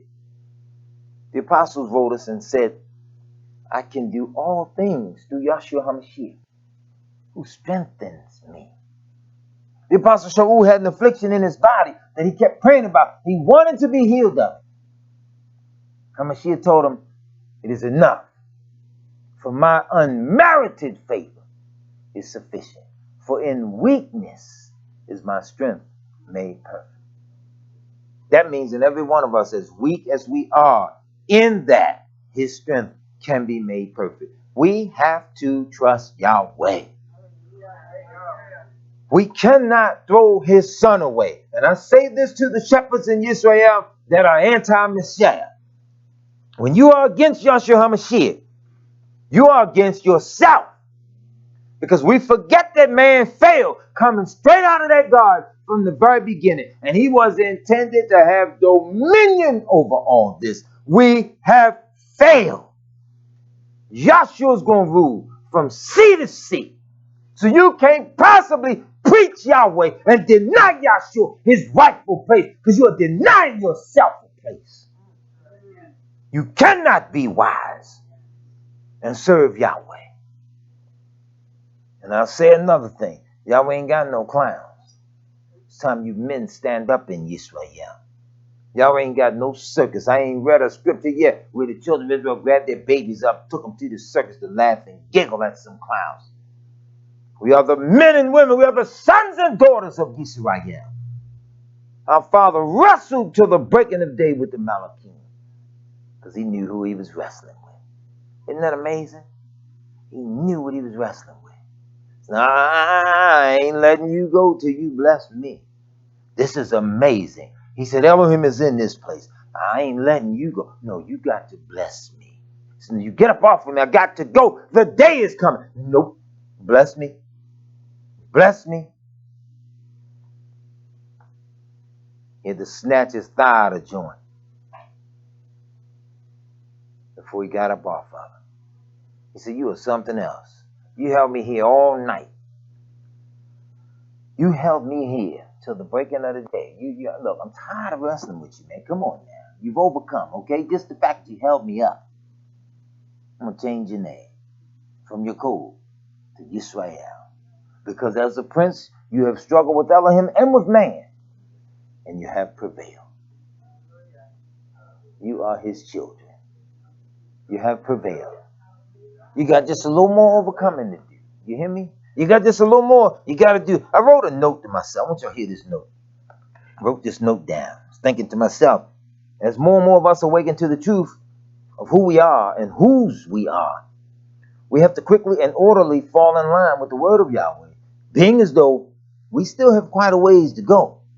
We do have to keep in mind that the roughest time frame is up the road, just ahead of us. Did you hear me? The roughest part of it is just up the road ahead of us. Now is not the time to stop and to question whether or not Yahweh's real. Now is not the time to stop and debate him. Now is not the time to turn away. Now is the time to start looking up. Your redemption is drawing nigh. More and more Israelites are rising up right around the Kodesh days of Yahweh. We start noticing all the attacks on the channel. All the people with the nastiest comments, they ain't do that back in May.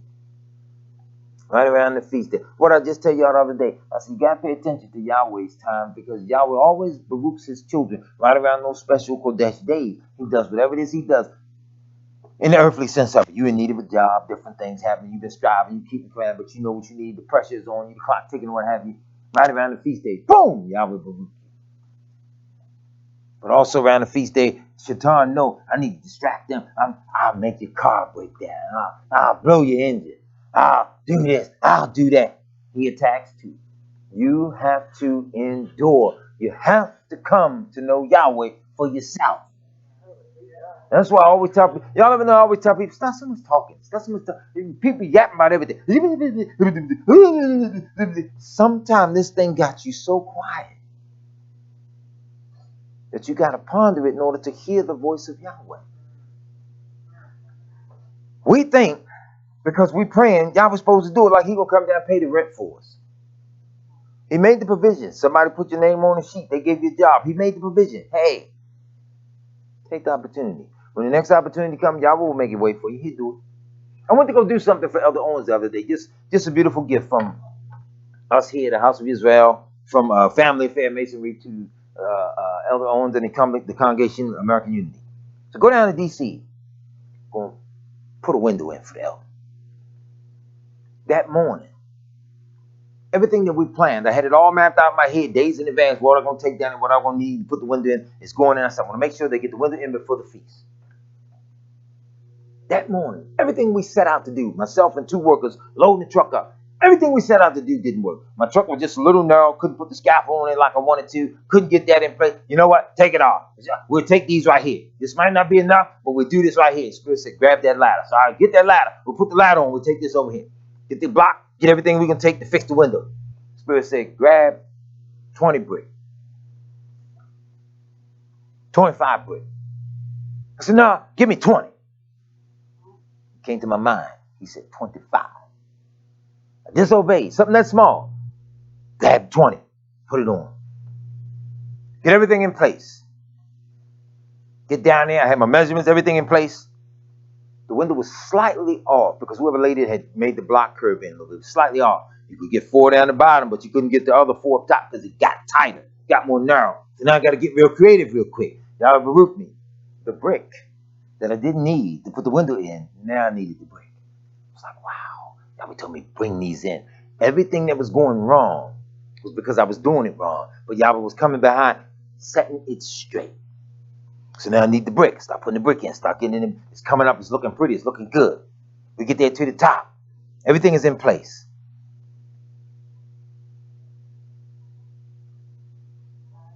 Five bricks short. 5 bricks short. So we had to stop. Had to go to the store. Buy 5 bricks. We shifted the positions, what we were buying. Put the last glass block in. Or 4. Put them in. It fit perfectly. I just wanted the elder's office. He didn't have no way to shut the window off. I wanted him to have that glass block so you get the beauty of sunlight coming in. You got to get up there, climbing on no ladder, opening and nothing. Now the window was there. You get pure sunlight. He was so elated. He was so delighted. And I was thinking to myself, you got to be listening to the voice of Yahweh in all things. He will guide us in all things. That don't mean you're a prophet. A lot of times people think, Yahweh spoke to me. He told me to do this. Told me to do that. Oh, I had a dream. Oh, this, that, and that. We're not always a prophetic people because we have dreams. Sometimes the dreams are messages to us as the dreamer. Sometimes the voice of Yahweh is speaking to us, the individual that is hearing. It's within us and he's guiding us. He says, you will hear a voice behind you saying, this is the way. Walk ye in it. Next verse, he says, surely Yahweh Elohim will do nothing. Listen to this. He's not coming down here, getting the job application, filling it out for you. He's not coming down here paying the rent for you. He said, surely Yahweh Elohim will do nothing, but he revealeth his secrets unto his servants, the prophets. He'll tell the messengers what to tell his people. Sometimes on the spot, sometimes we got to go away and inquire. But he'll tell them what he wants them to know. You hear me? Look at the verse. Surely Yahweh Elohim will do nothing, but he revealeth his secret unto his servants, the prophets. He reveals it to them. He tells them what to tell the people at the appointed time. Then sometimes now, hey, sometimes you all know what to do. You just want the messenger to say exactly what it is you want to hear. Sometimes you already know what to do. And you got to abide by the confines of your life based upon what's in the confines of the book. You'll never go wrong. Y'all didn't intend for us to just be a religious group of people, right? Here you go. I'm having a problem figuring out this math problem. What scripture in the book teaches me how to do math better? Come on now. Because I get calls like that. I get people like that, man. Hey, man, trying to decide whether or not I need to wear red tennis shoes or blue tennis shoes. Anything in the scripture about blue tennis shoes? Come on now. Yahweh made all the colors. And the world has transgressed against him so bad, we don't see the beauty and the full spectrum of what it is that Abba Yahweh made as of yet. We don't see it. You hear what I'm saying? It's like driving down the highway in a car at 60 miles an hour. There's no way you can take in the full spectrum of everything that you see. You are going down that road so fast, you see so much. There's no way you can take in the full scenery of it. There's a robin in the tree over there. Did you see him? There's a blue jay in that one over there. A mosquito just flew past the window just before your car hit him. Did you see him? You can't take it all in. But we can take in the power of the Ruach if we just let Abba Yahweh guide us. Psalm 50. He says, gather unto me my Kedushim, them that have made a covenant with me by sacrifice. And the heavens shall declare his righteousness, for Yahweh is judge himself. And when you look at Psalm 25, let's look at this real quick. Psalm 25:10. I want you to hear the beauty of what David says.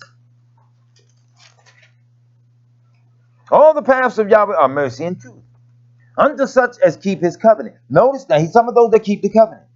His testimonies. For thy name's sake, O Yahweh, pardon mine iniquity, for it is great. Can anybody here say that? Should be every one of us, right? Say it. Pardon for thy name's sake, O Yahweh,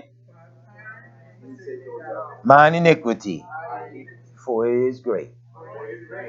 There you go, yeah. For what man is he that feareth Yahweh? Him shall he teach in the way that he shall choose. Notice, Yahweh will teach you in the way that he shall choose. Did he not choose this way for us? Sisters, this don't eliminate the woman. He just uses man in the sense of having created man in his image.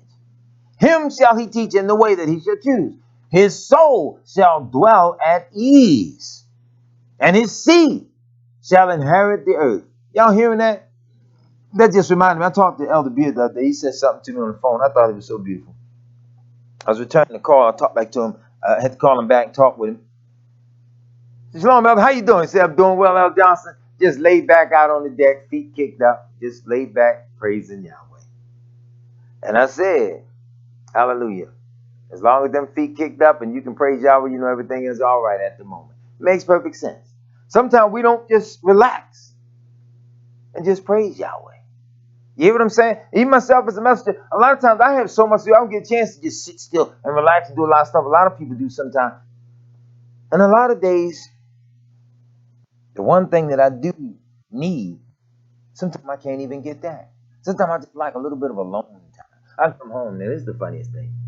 I come home, my little grandbaby's running around the house, and I want to get a moment or two just to myself. I go down in the basement in my office, and I can be down there 60 seconds. And here come the band. And I say to myself, oh, man, just one moment. But I look at them, and the beauty of them, just, hey, man, we haven't seen you all day. We want to be here with you. And I always give up that alone time, because that alone time means nothing when you look at your children's children as they play on the floor, and you sit there and watch them play, and you sit there and pray for them, and you remember other children, in Israel as you pray for them and ask Yahweh to have mercy upon us as a generation that is yet to go through the worst storm in the history of Israel's existence. Now ain't the time to play. You hear what I'm saying? Now is not the time to play. He shall teach them in the way that he should choose, and his soul shall dwell at ease, and his seed shall inherit the earth. That's how you pray for your baby. Pray for your grandbaby. Pray for your sons and your daughters. That Abba Yahweh keep them in the way that they may what? Inherit the earth. Listen to this. The secret of Yahweh is with them that fear him. The correct word is reverence him. You hear that? That's the secret. It's with those that fear him. This is why a lot of times brothers can't accept Yahshua HaMashiach. They really don't reverence Yahweh the way they think they do. That's why they live all kind of ways, do all kind of things, and always want to argue with you for just simply striving. The secret of Yahweh is with those that fear him, and he will show them his covenant.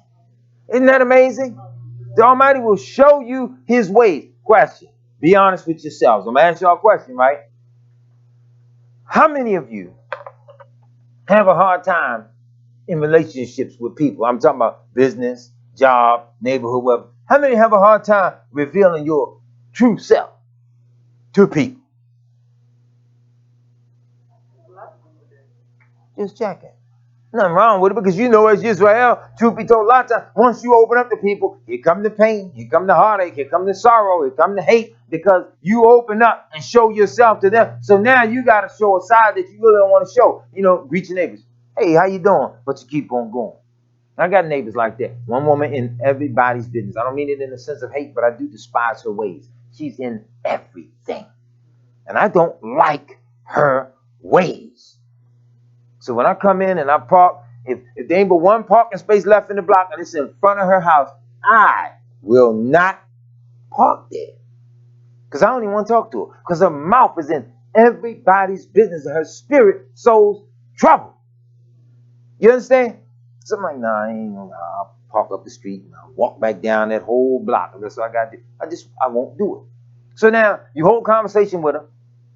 She running the next day. Yeah, he said, so took the thing over here, this, that, and other. And next thing you know, you in something that you didn't say, you don't know nothing about. That type of mindset. You got others. Hey, how much is that? How much you pay for that tire? How much did you just don't open up to people. You speak and you keep moving. But you as the children of Yahweh are taught to be loving and kind and caring. But you can't even show that to people because the children of Shaitan are always waiting to devour. But here Yahweh says, his secret is with those that fear him. He will open himself up to you and show you his covenant. Isn't that beautiful? He ain't got to hide himself. He opens up to you and I because we reverence him. We respect him. We obey him. This is why I say that any ingathering has to include prayer. You must be praying for spiritual guidance and cleansing from Abba Yahweh. Let's jump back real quick. Psalm 50. He says, "Hear, O my people, and I will speak. O Yisrael, I will testify against you. I am Elohim, even your Elohim. I will not reprove thee for thy sacrifices or thy burnt offerings to have been continually before me. I will take no bullock out of thy house, nor he-goats out of the folds. For every beast of the forest is mine, and the cattle upon 1,000 hills. I know all the fowls of the mountains, and the wild beasts of the field are mine. If I were hungry, I would not tell you, for the world is mine, and the fullness thereof. Will I eat the flesh of bulls and drink the blood of goats? Offer unto Yahweh thanksgiving, and pay thy vows unto the Most High." Them burnt offerings and sacrifice, Israel ate those things. The people today, they so righteous, so holy, they weren't about the meat industry and all this other stuff. Your vegetables are no safer than your meat industry. Your fruit is no safer than the vegetable industry. They control all of it. They have messed this earth up from one end to the other. You hear me? Hebrews are now teaching so much different stuff. You got to watch what you're teaching if you're going against Yahweh's word. Because if you're going against his word, it ain't true. They get around there, I don't eat this kind of meat. I don't eat that kind of meat. Our fathers ate it for a reason. Yahweh said, I ain't eating it. Burnt offering, it was set aside, wasn't it? What, did you just burning up something for the fun of it? Or did the people eat that? Are you all understanding what I'm saying here? That's what your feast days are all about. No, the gentlemen, the brothers, they won't get together. They ready to burn. Look at them. So tomorrow while we're here, all day, I'll be here all day, anytime after noon. Just stop on by, fellowship with one another. Yeah, we'll take turns on it. That's what we got to do. Fellowship. It ain't a service, just fellowship. Have a glorious time in Almighty Yahweh, okay? Do that. Open the house, y'all. Open the gates. He says, bring you there an offering into my house that there may be meat in my house. Provide for Yahweh's people. You should do that for one another. You should rejoice. You go to the job, give you that old cookout. You be right there with them, right? Smiling. Yes, sir, Mr. Charlie. Now tell me ain't what y'all do. Y'all don't go to the cookout, just walk around and looking at the boss. So what's the matter with you, Johnson? You all right over here? Yeah. You don't do that. You be right there smiling, then learn to show nothing but pure love and honor for one another as Yahweh's people. You are among the greatest people in all the world. The scripture says concerning you, the world is not worthy of you. Are you hearing that? Note that one. Note that in your mind, that the world is not worthy of you. Because now that you realize how high you are and how precious you are in Yahweh's sight, now you got to be humble. Can you imagine that? You know how people walk. You ever hear that expression? He think these gifted women, right? Or she think the sunrise is set on her. Right? You know how some people walk, they just walk so, girl, I'm so good looking in this suit. It's just all about me. You see people walk like that? A woman just walks so beautiful. I'm just so cute. Man, you will never be happy unless you with me. We ain't talking that kind of arrogance. But now you got to know and understand so well that obedient children of Yahweh, he says, the world is not even worthy of you. And to prove it, he said he built a better world. You know what Hamashiach said? He said, I go to prepare a place for you, that where I am, you may be also. Look at these folks. Forget about them. What are you trying to integrate for? What are you looking for equality for? What are you trying to be equal to them for? I am going to create something for you. And where I created, I'm going to be there. And you are going to be with me. Are you hearing me? Oh, man, that's serious. That's serious. See, y'all got to see it from the way I see it. All right, watch this. I'll tell you what I do. You all can't see the beauty of Israel like I see it. So I'm going to help y'all see it. All right, I got it. I'll send it to y'all later. Just scan through it and just look at yourself. Look how beautiful you are before Almighty Yahweh. You got to learn to do that. You that are at home, stand up for a moment. Look in the mirror at yourself. Say, look at that. Look at what Yahweh made. Look in the mirror at yourself. Say, this is what he made. However your hair is on your head, he made it that way. And your nose to you, oh, my nose is big. So what? He wanted it big because you probably deserve more hair than the sinner next to you. That's right. Your feet. Oh, man, my big old long feet. He gave you big long feet because he going to give you more land than the sinner around the corner from you. You got to stomp all over his earth. He gave you bigger hands. Oh, my hands are so big. Yeah, because you got to pick that fruit in the kingdom age that's going to be far bigger than what we have here. We get back here all unhappy. Look at the wicked. They get so much money, they don't even know what to do with it. And then they go do stupid stuff. I don't like my nose. You know what? I'll go to a doctor and I'll have him shave this off. Now check this out now. He cut it off. Trim it down. I ain't even get to that part yet. He stick a piece of plastic up there. Plastic. Ain't know what it's called? Plastic surgery. You all gotta understand. It's plastic. You stick a piece of plastic up there, make it smaller now so you can't breathe. You had a big old wide nose, your nostrils could suck up 2 basketballs at the same time. Now you want them all narrow like Michael Jackson. See, come at. Yeah, shalom, bring up. You can't get no air. And then you wonder why you keep smelling plastic. Because you cut your nose on me and replaced it with some plastic. We have to be cleansed of this mind of this man. We have the mind of this beast today. We think like they do. Sometimes you got to just stop and look at them. That's all you got to do. Police officer had the car stopped up there and I'm trying to get through, driving, get through, and I'm just looking at the man, waiting. Car going, heat him up. What's the matter? What are you looking at? Just that quick, I had prayed. I had cursed his soul. So I responded. I said, nothing. Just waiting on traffic. So I'm thinking to myself, you must have been doing something wrong. So before you could even buck on me, I'd already cursed your soul in Yahshua. Just that family. He know. I didn't kill you. That's nothing. The car in front of me couldn't move. I couldn't go. What I'm looking for? I was looking at you because I'm like, now I know. See, this is how people get beat. This is how people get killed. So now you see a man of Yahweh, all other cars in front of me and behind me, but you focus right on me. What am I looking at? But he really didn't catch my answer. Because I did tell the truth. I said, nothing. Nothing. Did it just like that. Took my hand off the wheel. Nothing. Waiting on traffic. But just that quick, I did 2 things. I cursed him in Yahshua's name and responded. Kept on going.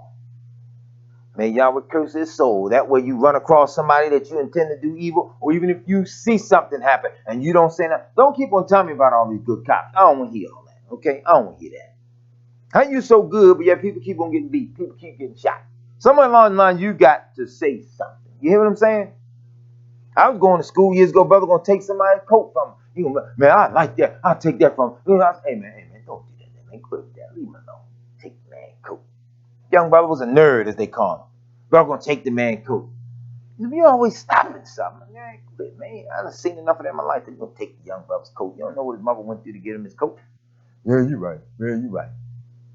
But just that quick. Stopped it. We do evil in the world. We don't want it to be known. We don't want to be told. Yahweh warns Israel. Let's jump back real quick. I want to show you something. Let's go to the book of Zechariah. We got to look at something Zechariah says. Zechariah. Let's go right there, first of all, to the 10th chapter. This prophecy that this brother gave is just so beautiful. It spills over into the New Testament. So for our brothers that really don't want to read it, you all can't complete the equation because you won't go into the depth of what Yah's word says to Israel. Zechariah 10:1. Ask ye of Yahweh rain in the time of the latter rain. So Yahweh shall make bright clouds and give them showers of rain to everyone grass in the field. Now you got to understand a little bit about farming to catch what's going on here, because just prior to the harvest season of bringing in everything, Yahweh sent Israel just enough, the latter rain, to boost the crops to grow. Just enough so that when it was time to harvest them, they could cut down everything. It gave just enough growth. Our brothers, Yahweh brought my attention. Here it comes. You can't be no shepherd of Yahweh. You all brothers moving, they getting land and all this other stuff, but they got all kinds of ailments. This is something else has to be said to the shepherds in Israel. No, you don't have to be brick bodies and all this other stuff, but you do have to be physically fit enough to work with Yahweh's people. Let's be clear on that. He ain't sending them old big old pot-bellied brothers around, gut hanging all down over the belt buckle and the kneecap too. And you around talking about feeding Israel and all this other stuff. And you can't bend down to till the earth. Get out of here with that. You can't tell me he sent you with diabetes, high blood pressure, 79 strokes and heart attacks. You have to be fit and operate Yahweh's word. And that's one of the first things he says in Leviticus when that priesthood was getting chosen. So now all these lazy old fat no good preachers got their mouths open on everything. Shut your mouth and back away from the table in Yahshua's name. Because we got work to do. You got to help Yahweh's people. You got to be ready. You ain't telling me Yahweh's sending these disabled preachers. I ain't buying that. That's in the Torah. I ain't buying that. Can't work. Got to hustle. Staging accidents and falling in supermarket suit in court so damn much you ain't got enough time to be in Yahweh's house. Yahweh ain't send no men with no hustle like that. He said the sweat of our brow. And that go for all of us. Yahshua worked. They try to duck and dodge that. These old lazy brothers today, sisters, do not hook up with these men that will not work. Don't do that to yourself. Don't let them send you out to work and they lay back all day drinking Kool-Aid and claim to be reading the word. Get up off of your backside and work the works of Almighty Yahweh. It's enough of that now. It's time that the nation be cleansed and purified. He said, for the idols have spoken vanity, and the diviners have seen a lie. That's what brothers want today. That's why I always want to preach. They want to be idolized by the people. They want people to look up to them as some great leader. I check y'all. Anytime people get to putting too much honor on me, am I lying? You get to put too much honor on me, I'm going to check you, because the honor goes to Yahshua. That's where the honor goes. You don't place the honor. You give honor. The scripture say, honor to whom honor is due. You know the limitations of the honor that's placed upon men. And that's that. But all that, when they get to praising me now, no, don't come before me. Don't come bowing and bending and all that. I am not the great I am. I serve him like you do. Make sense? He said the idols have spoken vanity. That's what the people idolize, right? And the diviners have seen a lie. Everybody always, Yahweh told me. Like old cow in the woods.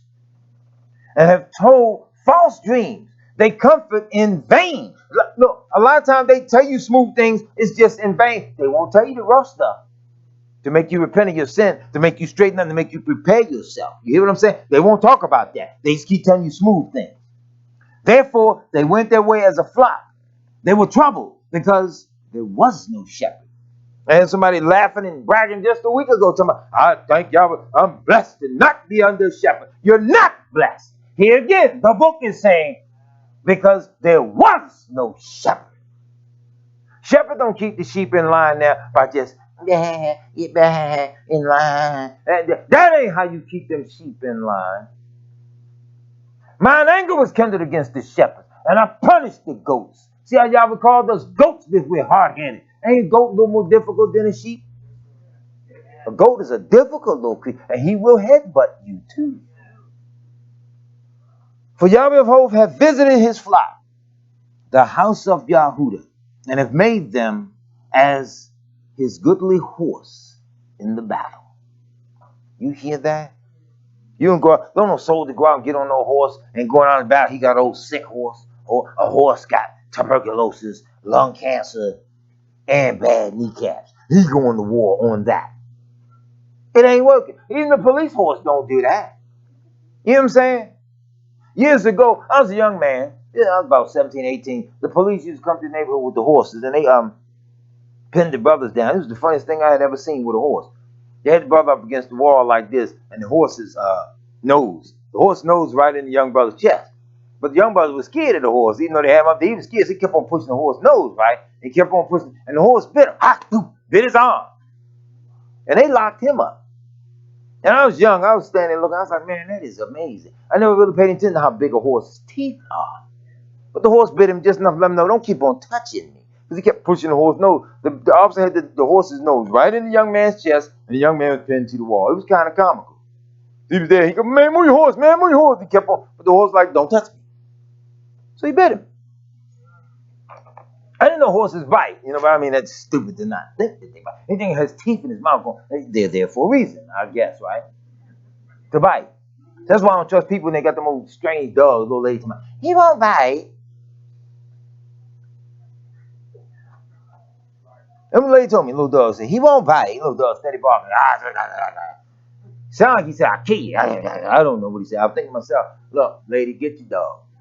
Get your dog. I like the Pittsburgh Steelers. You don't get your dog, I'm going to punt him like it's 4th and 10. Get your dog. Anyway.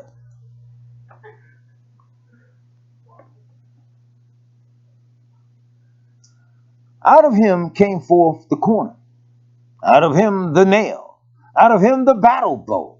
Out of him, every oppressor together. You see that? You see the power of Yahshua? Even the oppressor got to get up and flee from you.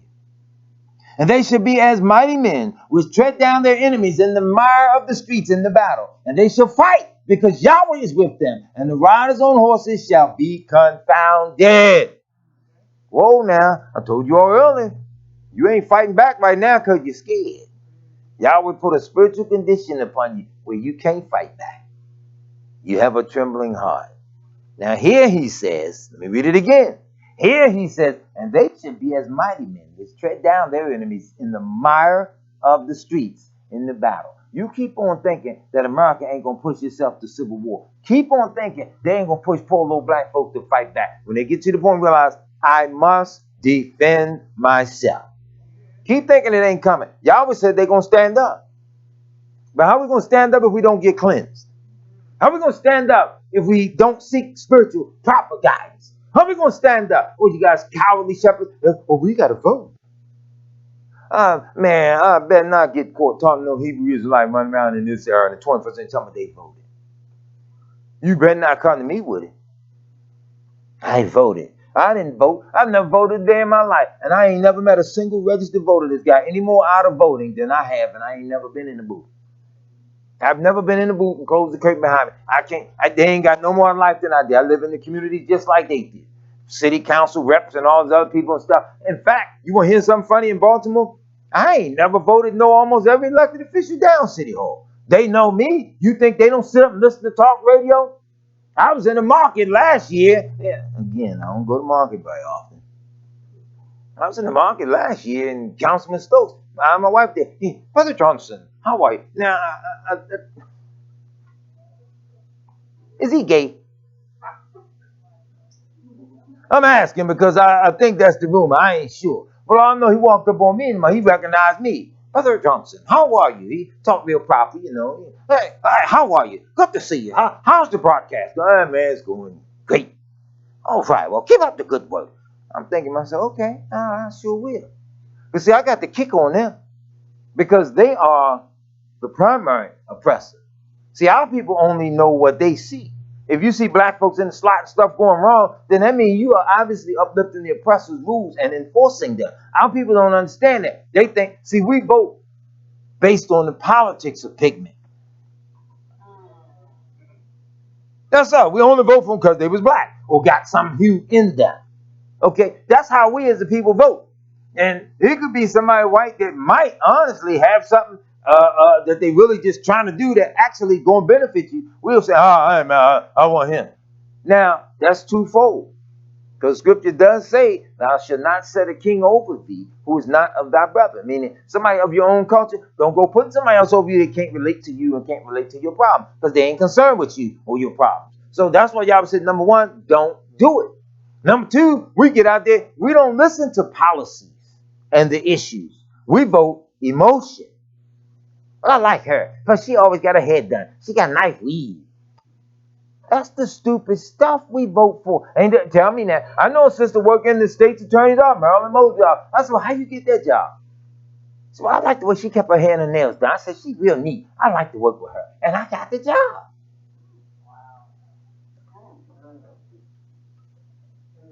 That's what she said. Now, forgive me, Israel. Y'all know me. I'm a man of detail. So I was looking at the sister little weave. You know, I was looking at that. Not that I can talk, you know, but... And I was looking at them nails. Now, I'm a brick mason. But ain't no way in the world you as a woman now. Your nails should be looking rougher than mine like you got. So I'm thinking, all right, well, you got the job now, and you need to emulate her. I didn't say it, but I was thinking it. We want to emulate Yahshua. Not being fake and phony, but we want to live like he lived. Because Yahweh sent him for one purpose and one purpose alone. To show you, you can live Kodesh down here on this earth. And if you do it, he is your redeemer. That was the purpose. That was the purpose. Our brothers, they trying to reject them, yet they ain't getting it right. See, you got to rebuke Israel too. You got to bring Israel back to the fold of Yahweh. Somebody got to stand firm on the Torah of truth. Not just all this old worldly teaching and all this secular information. I'm standing here trying to baffle you on how great I am because I can break down the circumference of the earth, tell you how many septillion tons of water that there is in the earth. Like you really care. How many gallons of water it take you to shower? Anybody know?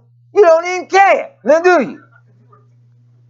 They breaking it 6 septillion tons of water on the, and you know me, I'm famous for saying something stupid but stunning. I said, well, how do you know it's 6 septillion tons on Earth? And where is this scale that they use to weigh the water? Brother, like, see, there you go with that old facetious stuff. Ain't nothing facetious about it. Who weighed the water that they can tell how much it is? I only know one that know that, and you don't look like it. But that's what they be telling us, right? 6 trillion tons. There are 8 billion trillion times 1,000 million over hairs of sheep wool all in the earth. Y'all know all this stuff. And we as a people, we always say they lying. But then when they telling the truth,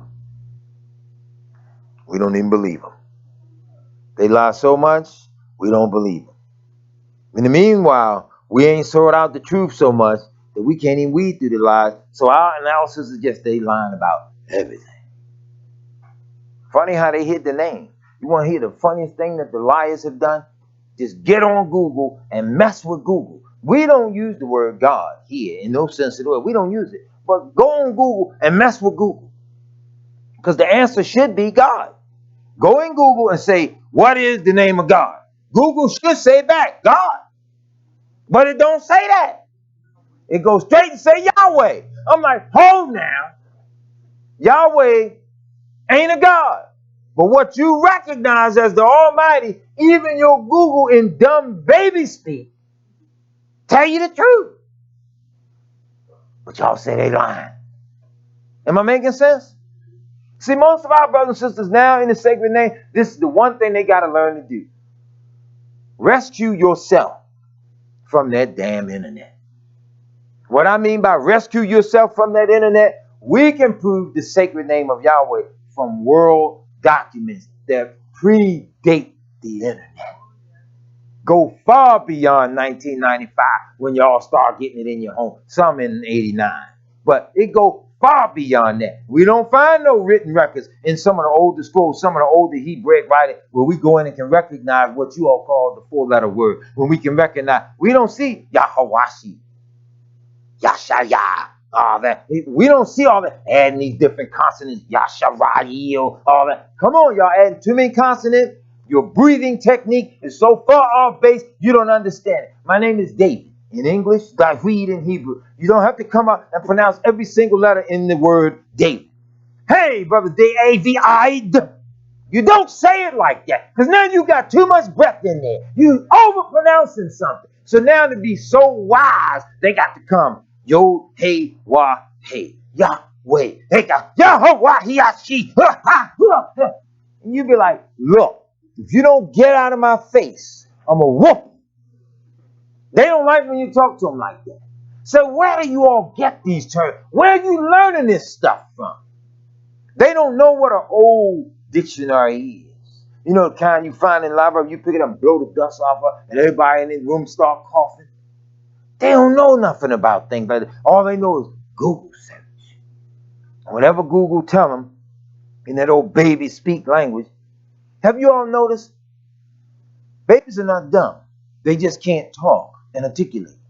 But now they got you as an adult, you speaking that baby stuff, and you get dumber by the day. Remember them days? Some of y'all. Remember them days when you remembered everybody's phone number? Now you can't remember your own. Tell me I'm lying. You know yours? Okay. I know mine because I had to give it over the air a lot. But one day, my phone went out. I had to call my Yahshua. And I was like,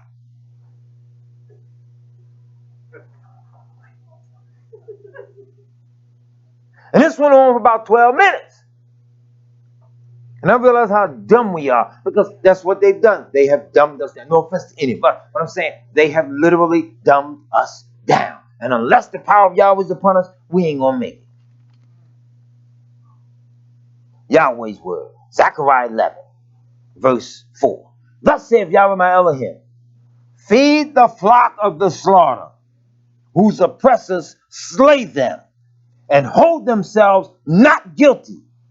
And they that sell them say, Blessed be Yahweh, for I am rich.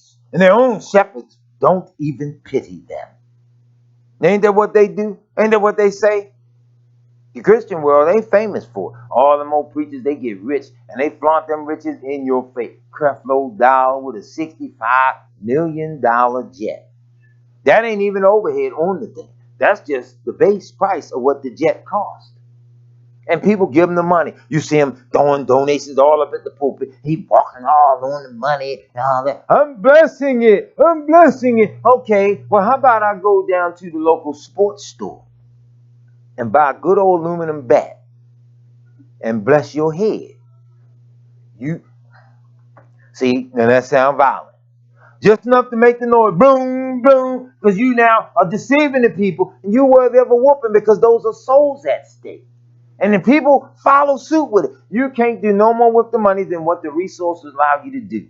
They laid those things at the apostles' feet, and they gave unto each one as each man had need. They did that in Yahweh's house. Where are those preachers today? Where are they? Are you hearing me? I know one. I can speak for one. He says, For I will no more pity the inhabitants of the land, says Yahweh. But lo, I will deliver the men, every one, into the neighbor's hand, and into the hand of his king, and they shall smite the land out of their hand. I will not deliver them. Didn't that happen to us?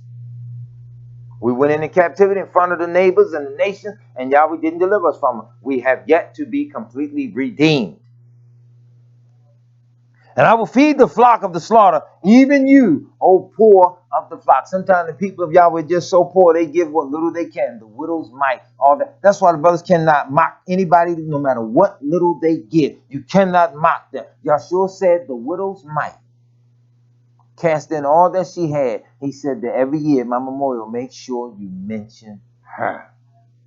See how we forget things today, poor brothers? That's why I'm hard on them Israelite brothers, man. They want multiple wives. They ain't working nowhere. She got to go work, take care of you. Come on, man. Now, we totally out of order on that. My wife came and announced to me a few years ago she was leaving her job, wanted to start a business, do something, and I looked at her. I'm thinking, all these bills we got. But it's okay. You have to think it on. The women of Israel, Abraham, Isaac, and others, man, them children, their mothers tend to them babies. They tend to them babies, and they raised a fairly decent generation. That's how you and I got here. Then you get here in this society and in this part of the world, first thing they did was attack the family. They went at the man one way, went at the mother another way. Oh, you need some assistance? Well, we'll help you, but now look, him, he got to go. Parents and others have told the stories about how the welfare check will come to the house, look all under the bed, looking for shoes and different things. TV movie Claudine showed that to the black community in the early 70s. We forget little stuff like that. They showed that busted up housing family and simultaneously wouldn't allow the men to have jobs. So our young men today, they don't want to work hard. They don't want no trades. They want the easy way. Well, now guess what's happening in the world? Technology is advancing so well. The easy way now ain't for you. The easy way is for the robots. See, one of the biggest tests they ran during this COVID-19, I'll wait, but I'm going to come back and teach. One of the biggest tests they ran during COVID-19 was the stimulus check. Is it possible to give everybody money for nothing, just to keep them cool from going off? Okay, freeze the rents, no evictions, no automobile repossessions, none of that. Freeze all of that because we're doing something else right now. Meanwhile, we're going to reconfigure everything. Give everybody a stipend and just stay home. They'll think they're getting somewhere. We ain't doing them. We're giving them a piece of paper. Ain't no real value behind it because we done stole practically all the world's wealth. Who ain't gonna say they got $250,000 worth of just regular straight gold or silver? They done took it. And the money that was behind it, the gold that was behind it, that ain't even backing it up. It was just paper. If you set it on fire tonight, ain't nothing nobody can say to you because it ain't worth nothing no way. But we worship that. And then the man say, well, in order to keep on spending and keep on shopping and keep on consuming, you got to get this mark on you. You got to show your allegiance to the system. Show that you're in. That way we count it. Oh, you all are sick. I don't want you over here. You got the disease. You got to go get vaccinated before you can go back to work. Before you can do this, you can do that. You're not understanding what's coming in and what's closing in on it. But the shepherds are saying, we don't need Yahshua.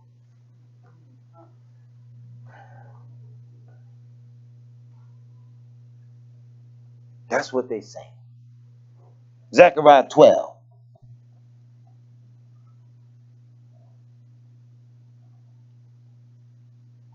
Verse 3.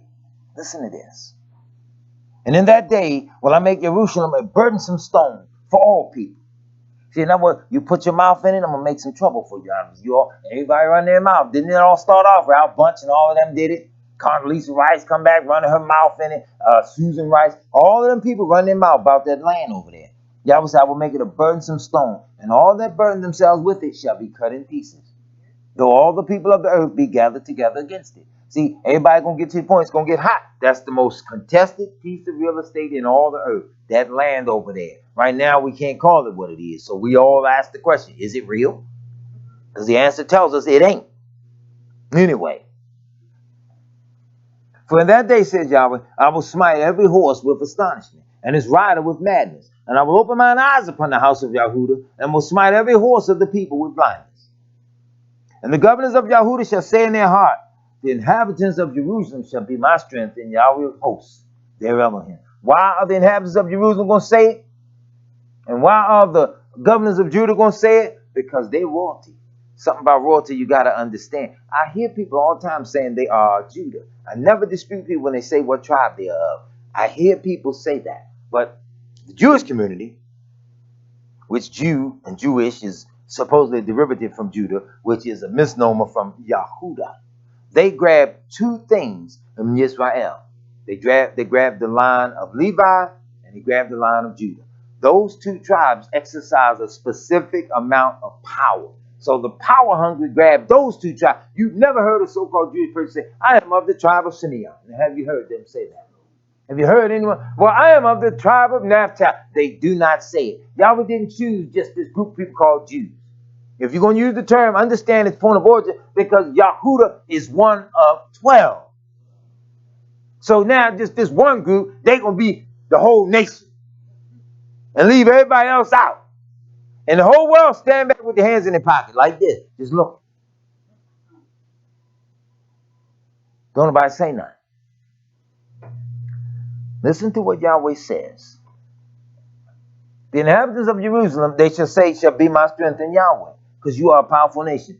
In that day will I make the governors of Yahudah like an hearth of fire. Doesn't the hearth used to set the fire in the fireplace? You know what the hearth is? What's the hearth for? For the wood, right? And like a torch of fire in a sheet. And they shall divide the people round about on the right hand and on the left. And Jerusalem shall be inhabited again in her own place, even in Jerusalem. Yahweh also shall save the tents of Yahudah first. See, their tents first. That's the royalty tribe. That's the tribe of the kings and the priests. That's the tribe Yahshua HaMashiach come to. Even the Jewish community rejected him. How y'all going to get saved first? He said going to save the tents of Judah first. He is the royalty. He is the king. Y'all rejecting the king. And got some of us doing it. The glory of the house of David and the glory of the inhabitants of Jerusalem. He's going to save them first, that they do not magnify themselves against Yahudah. Everybody raising up themselves today. Everybody raising up against Yahudah. Don't nobody want to talk about that.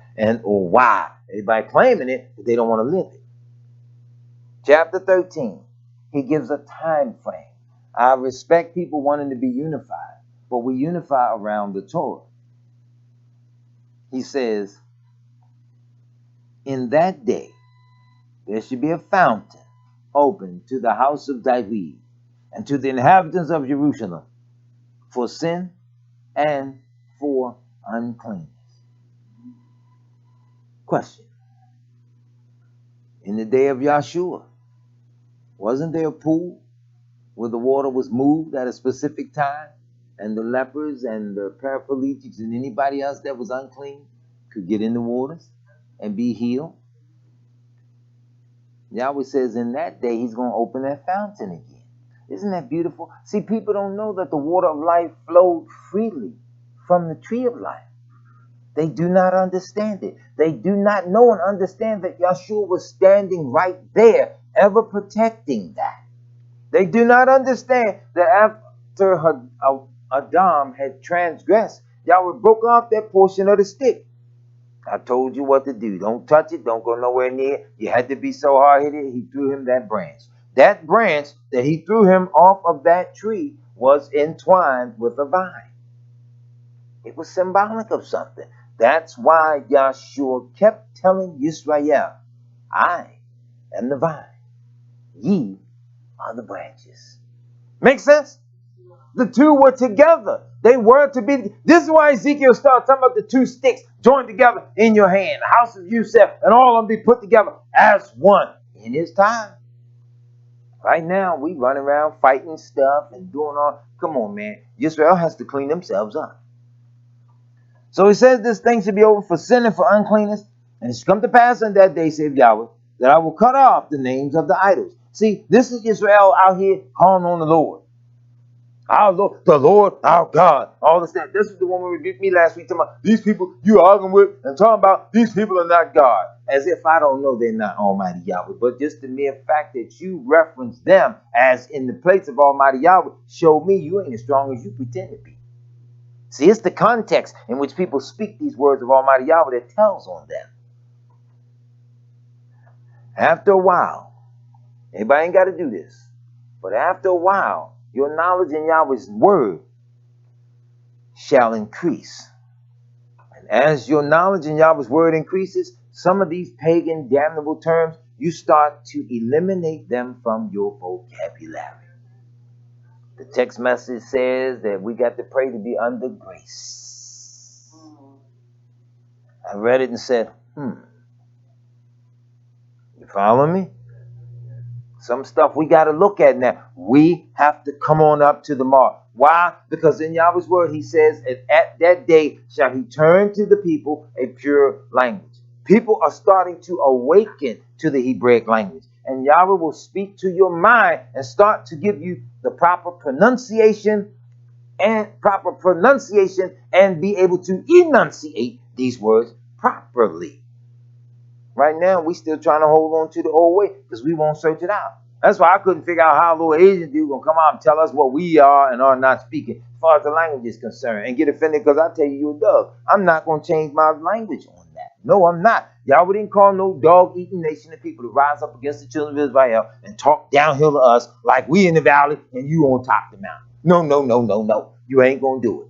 You ain't getting away with it. If you talk to any Hebrews like that up in Cincinnati, that's their business. You ain't coming to Baltimore and do it to me. You ain't going to do it over this man's airways, and you ain't going to do it face to face. I ain't going for it. In Yahweh, we have wisdom and strength. You ain't running over us. So I tell anybody in a New York second, go on, sit down before you hurt yourself.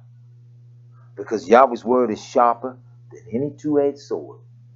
Look at what he's saying here as I start to wrap this up. It says that I will cut off the names of the idols. This is Zechariah 13:2. The names of the idols out of the land, and they shall no more, no more be remembered. And I also will cause the prophets and the unclean spirit to pass out of the land. How can you reject Yahshua HaMashiach and remain in the land? You going to go in this man's home and denounce him? You going to go to this man's people and denounce him when they know he is the bridegroom? So he said, no, I got to get rid of them and get rid of that unclean spirit. Because if you will not allow and make room for HaMashiach to do his rightful job and take his rightful place, then you are anti-Messiah. You are against him while pretending to be for him, while seeking to put something else in place of him. And it shall come to pass that when any shall yet prophesy, then his father's mother that begat him shall say unto him, you shall not live, for you speak lies in the name of Yahweh. And his father and his mother that begat him shall thrust him through when he prophesied. Isn't that serious? It's going to get to the point people are so hungry for the word of Yahweh, he's going to start touching the minds of the people, and they're going to start understanding and knowing, no matter how smooth it sounds, they'll be able to start picking up when these prophecies are not real. And it shall come to pass in that day that the prophet shall be ashamed, every one of his vision, when he have prophesied. Neither shall they wear, listen, a rough garment to deceive. See that? Didn't Yohanan the prophet wear a rough garment? Camel's hair? Had a specific diet, right? So now everybody come around trying to pretend like they the messengers and prophets of God. Look at the priesthood today. Be careful as well as we condemn the Catholic Church for the robes and the different things they wear. I tell you why. Because when you start looking at the pattern of Yahweh's house, their stuff has been patterned to mimic Israel. The robes and the things and the mitre and all that. They patterned that. They stole it from Israel, wearing the rough garment to deceive. They want people to think they holy. Come on, man. Y'all ain't had them priests wearing that stuff down so they can hide little boys under the skirt. Israel know better than that. But you can't tell these nations that today. So a lot of us, we're taking our cue from them. And we want them so bad. We want to be included with them so bad. We lying about practically everything. King James was a black man. That's the most amazing point that they argue now. King James was a black man. All right, okay, we can go back into the King James history. That ain't that far back. I got some questions. If he was a black man, where were the black subjects? Because he disappeared and they disappeared from the page of history too. Where did they go? Seems like somebody would be able to trace that. So we all up in their land, claiming their lands and things. When Yahweh said, don't touch not one breath of it. I won't give you one hair's breadth of it. He said that's their territory. He gave them that. Why do we always try to do that? Trying to make everybody white. Look, I'm reading something. Social media the other day is just such a lot. They had a picture of Hitler, black man, sitting there like this with a little bit of mustache. What are they trying to say? Hitler was a black man. That's us. We try to blackanize everybody. We at that point now where we should be beyond that black and white stuff, truth be told. You already know you're black. Jeremiah the prophet said our skin was black like an oven. Is that not what he said? Shalomo described the beauty of the queen. He said in reference of her, she said, I am black and beautiful. So we understand the dynamic of that. That's why the world hates it. Because they understand it too. Are you hearing me? They understand. So when you start looking at the Feast of Tabernacles and the emphasis that Yahweh will place on it, let's close this out. Go to the book of Zechariah again, the 14th chapter. I'm going to start right at the 13th verse. He says, and it shall come to pass in that day that a great tumult from Yahweh shall be among them. And they shall lay hold every one on the hand of his neighbor, and his hand shall rise up against the hand of his neighbor. A great tumult, meaning he's going to cause a war, battle, and warfare. Almost like a barroom brawl. You ever see on them old westerns when they get drunk, get to fighting in the bar? Don't nobody know who they fighting. They just know they see a body, they hit it with a bottle. Everybody just break out fighting. Well, y'all was going to engineer their battle like that in order to bring about their demise. And Yahudah also shall fight at Jerusalem, and the wealth of all the heathen round about shall be gathered together. Look at what they get: gold and silver and apparel. It says in great abundance. You hear that? Ain't gonna be no little bit of stuff, because you got to make the ornaments in Yahweh's house, the candlestick, the laver, all the different things. Weren't those things made out of gold? Didn't they take those precious things from Yahweh's house and carry it into their own house? Well, now you got to remake this stuff. This stuff has to go back to Yahweh's house. You got to put these clothes on your children. Your children ain't going to come in there, bringing in the symbol of Yahweh, and that day they didn't come back home, been redeemed from the whole world. Now they come in and look like a bunch of bums. Pants cut off at the knee. Sisters running around in the thong. Brothers running around, pants hanging off the butt cheeks. You think Yahweh going to have us running around like that? He's going to clean up his people. And so shall be the plague of the horse and the mule and the camel and the ass, and the beast shall be in these tents, as is the plague. And it shall come to pass that when every one that is left of all the nations which came against Jerusalem shall go up from year to year to worship the King, Yahweh of hosts, and to keep the Feast of Tabernacles. And it shall be that whosoever will not come up of all the families of the earth unto Jerusalem to worship the King, Yahweh of hosts, even upon them shall be no rain. No rain, no crops. No crops. Guess who ain't eating? And if the family of Egypt go not up and come not, they have no rain. There should be the plague, wherewith Yahweh will smite the heathen that come not up to keep the feast of tabernacles. In other words, you don't come up, he's gonna hit you with a plague. And that ain't what they call coronavirus. It's a plague. Ain't they trying to teach and tell people now how to avoid it, how to stay away from it? Oh man. I don't even want to discuss that right now. That's a whole nother horse. This should be the punishment of Egypt, and the punishment of all nations that come not up to keep the feast of tabernacles. In that day there should be upon the bells of the horses, Kodash, unto Yahweh, meaning everything that people cook and bring forth.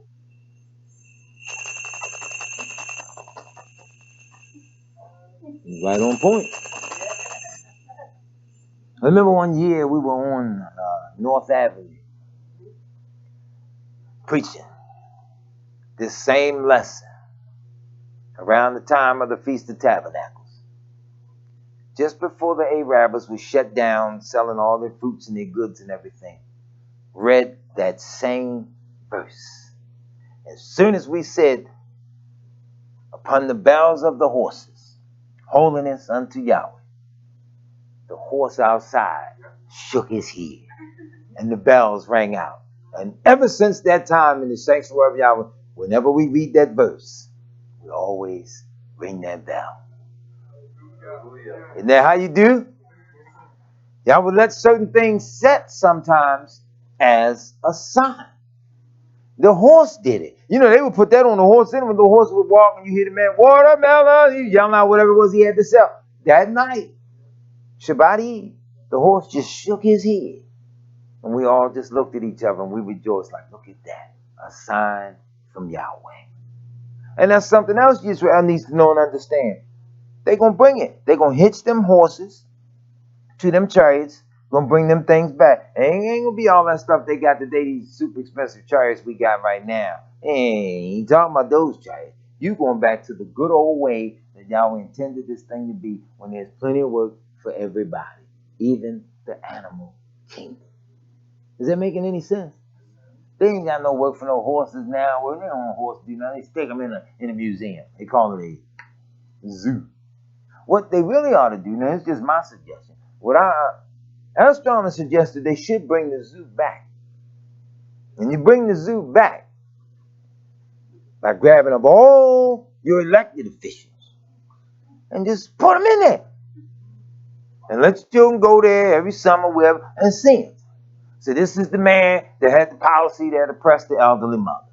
This is the woman that signed off on it. Let's go down here. We're going to see the monkeys. These was the little people that was working with them, trying to solicit the vote to get these people in that passed all this wicked policy. I'm just saying that is the only zoo that's really required.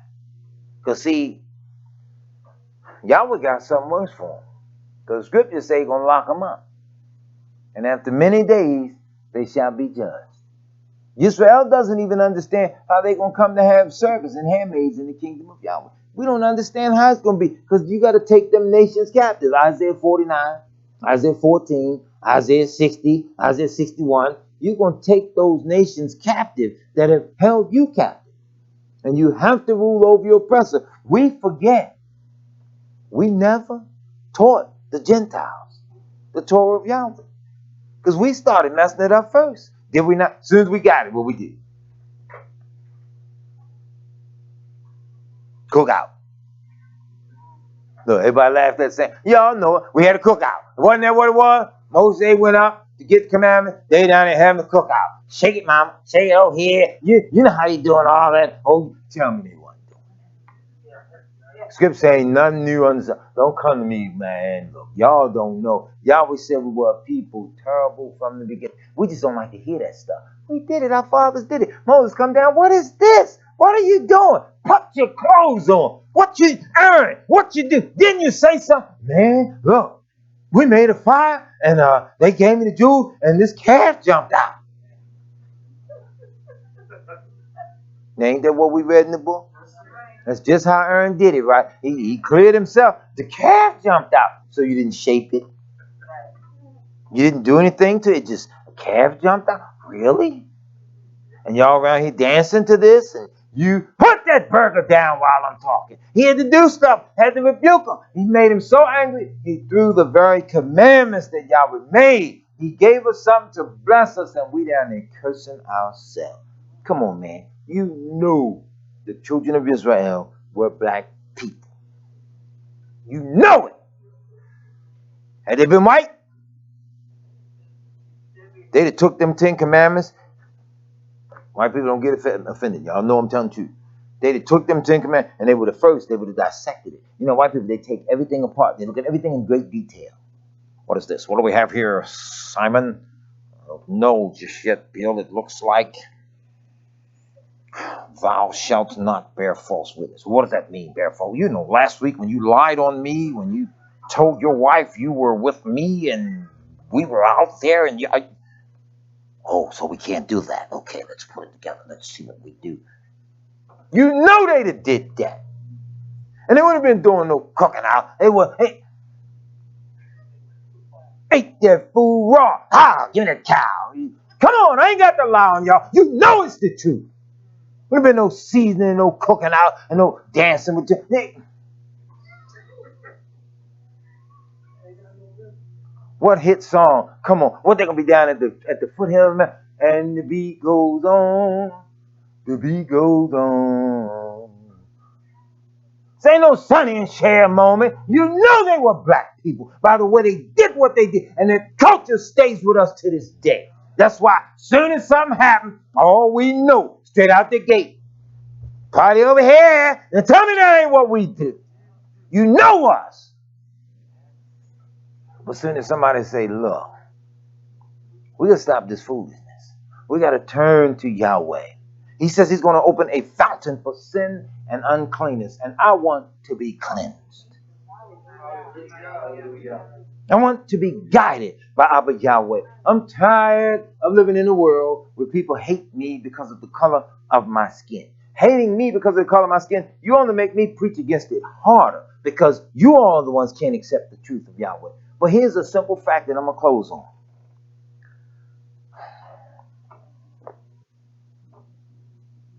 At the end of the day,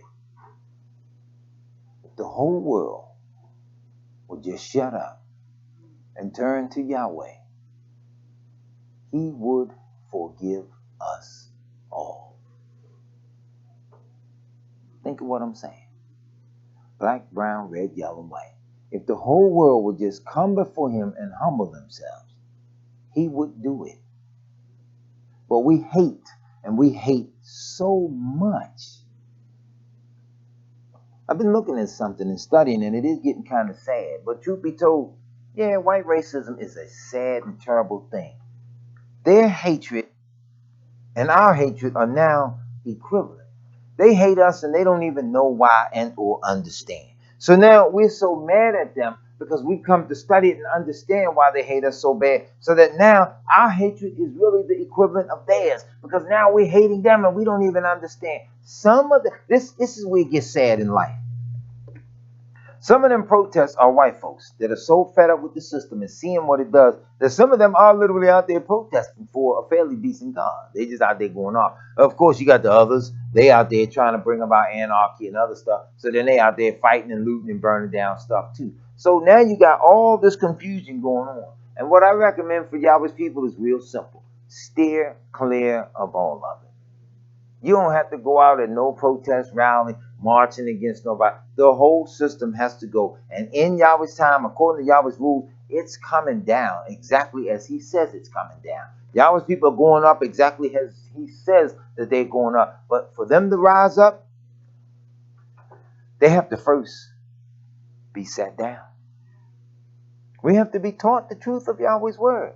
And you can't just be taught by any old body. Come on, man. Like I said before, we got old pot-belly, old weak shepherds, man. These fellas, man, lay around the house, just eating up all the food, man. Just got all kind of shapes, man. Yeah, come on, man. You can't be shaped like Pillsbury Doughboy and shaped like old busted can of biscuits or something, and you around acting like Yahweh sent you. You all soft as marshmallows and don't know your way around nothing other than the kitchen and a fork. Come on now. We have to know Yahweh's Torah to be a living example of it to our young men and women, to our sons and daughters. We have to teach them. You hear me? We have to be the strength of our household as the men in Yahweh. And the strength don't always mean that old masculine stuff. Woman, getteth thou me a biscuit. And that stupid stuff. There's a certain, sisters, in closing, do you or do you not, with your husband, do you not take delight when you see a man exercise the righteous strength in Yahweh? Or does it sicken you? When you see a man that really exercises the strength of Yahweh, that is a beautiful thing. Come on, man. My father on the Shabbat, I can see we be messing around and supposed to be dressed and ready to go out the door. My father say, "What the matter with you, boy? You supposed to be dressed. Get them clothes on. For some reason or another, you get them pants on then. Be ready. Get your shirt on. Get hooked up. 30 seconds. Whoop. You ready. You done washed up. You was clean. You ready to go. But now you just fiddling around." The old man said, "What's the matter with you? Get them pants on." And he got the keys in the hand, hat and all that. You going out the door. And it's your daddy. You feel that strength. You get right in line. And your mother be like, I told you so. Didn't I tell you? Because she knew. She told you. You kind of like fiddling around, right? She told you. But then the ultimate authority, hey, it's a certain line of strength behind it. Am I lying? Come on, men. Do you feel secure? Not being able to stand in the true power and strength of Yahweh. Can you really feel secure when your wife say, "What you want to eat?" "I don't know." "Well, you better figure out something." Whatever you fix it, son. You all feel comfortable like that? You wouldn't feel comfortable, no, would you? Come on, man. Yahweh gave man strength and beauty because when he learned to protect Hawa and to walk up with her as his wife, man, you start seeing the strength of Yahweh in him. He never fulfilled his true role as a man because it all went awry. Now here we are as weak Hebrew men. We think we're going to stop Yahshua from exercising that true strength and power of Almighty Yahweh. You got another thought coming. And I'm going to tell you about that thought. Don't waste it thinking you're going to emasculate him. Because at the name of Yahshua HaMashiach, the book says, every knee shall bow and every tongue shall confess. So I say, Yisrael, celebrate the feast of Abba Yahweh. Celebrate it with joy and gladness. And yes, pray for Yisrael's unity. Because that's what he gave unto Yisrael. He gave some apostles, some prophets, some evangelists, some teachers. For the perfection of Yisrael, it says, till we all come in the unity of the faith. That's why I ain't arguing with no Hebrews right now that are coming in the feast next month. No arguing, no disrespecting them. We're gonna all pray that Yahweh unify you. He's got to stand us all up together. You know, come on. Right now you got some Hebrews calling Yahweh the Lord.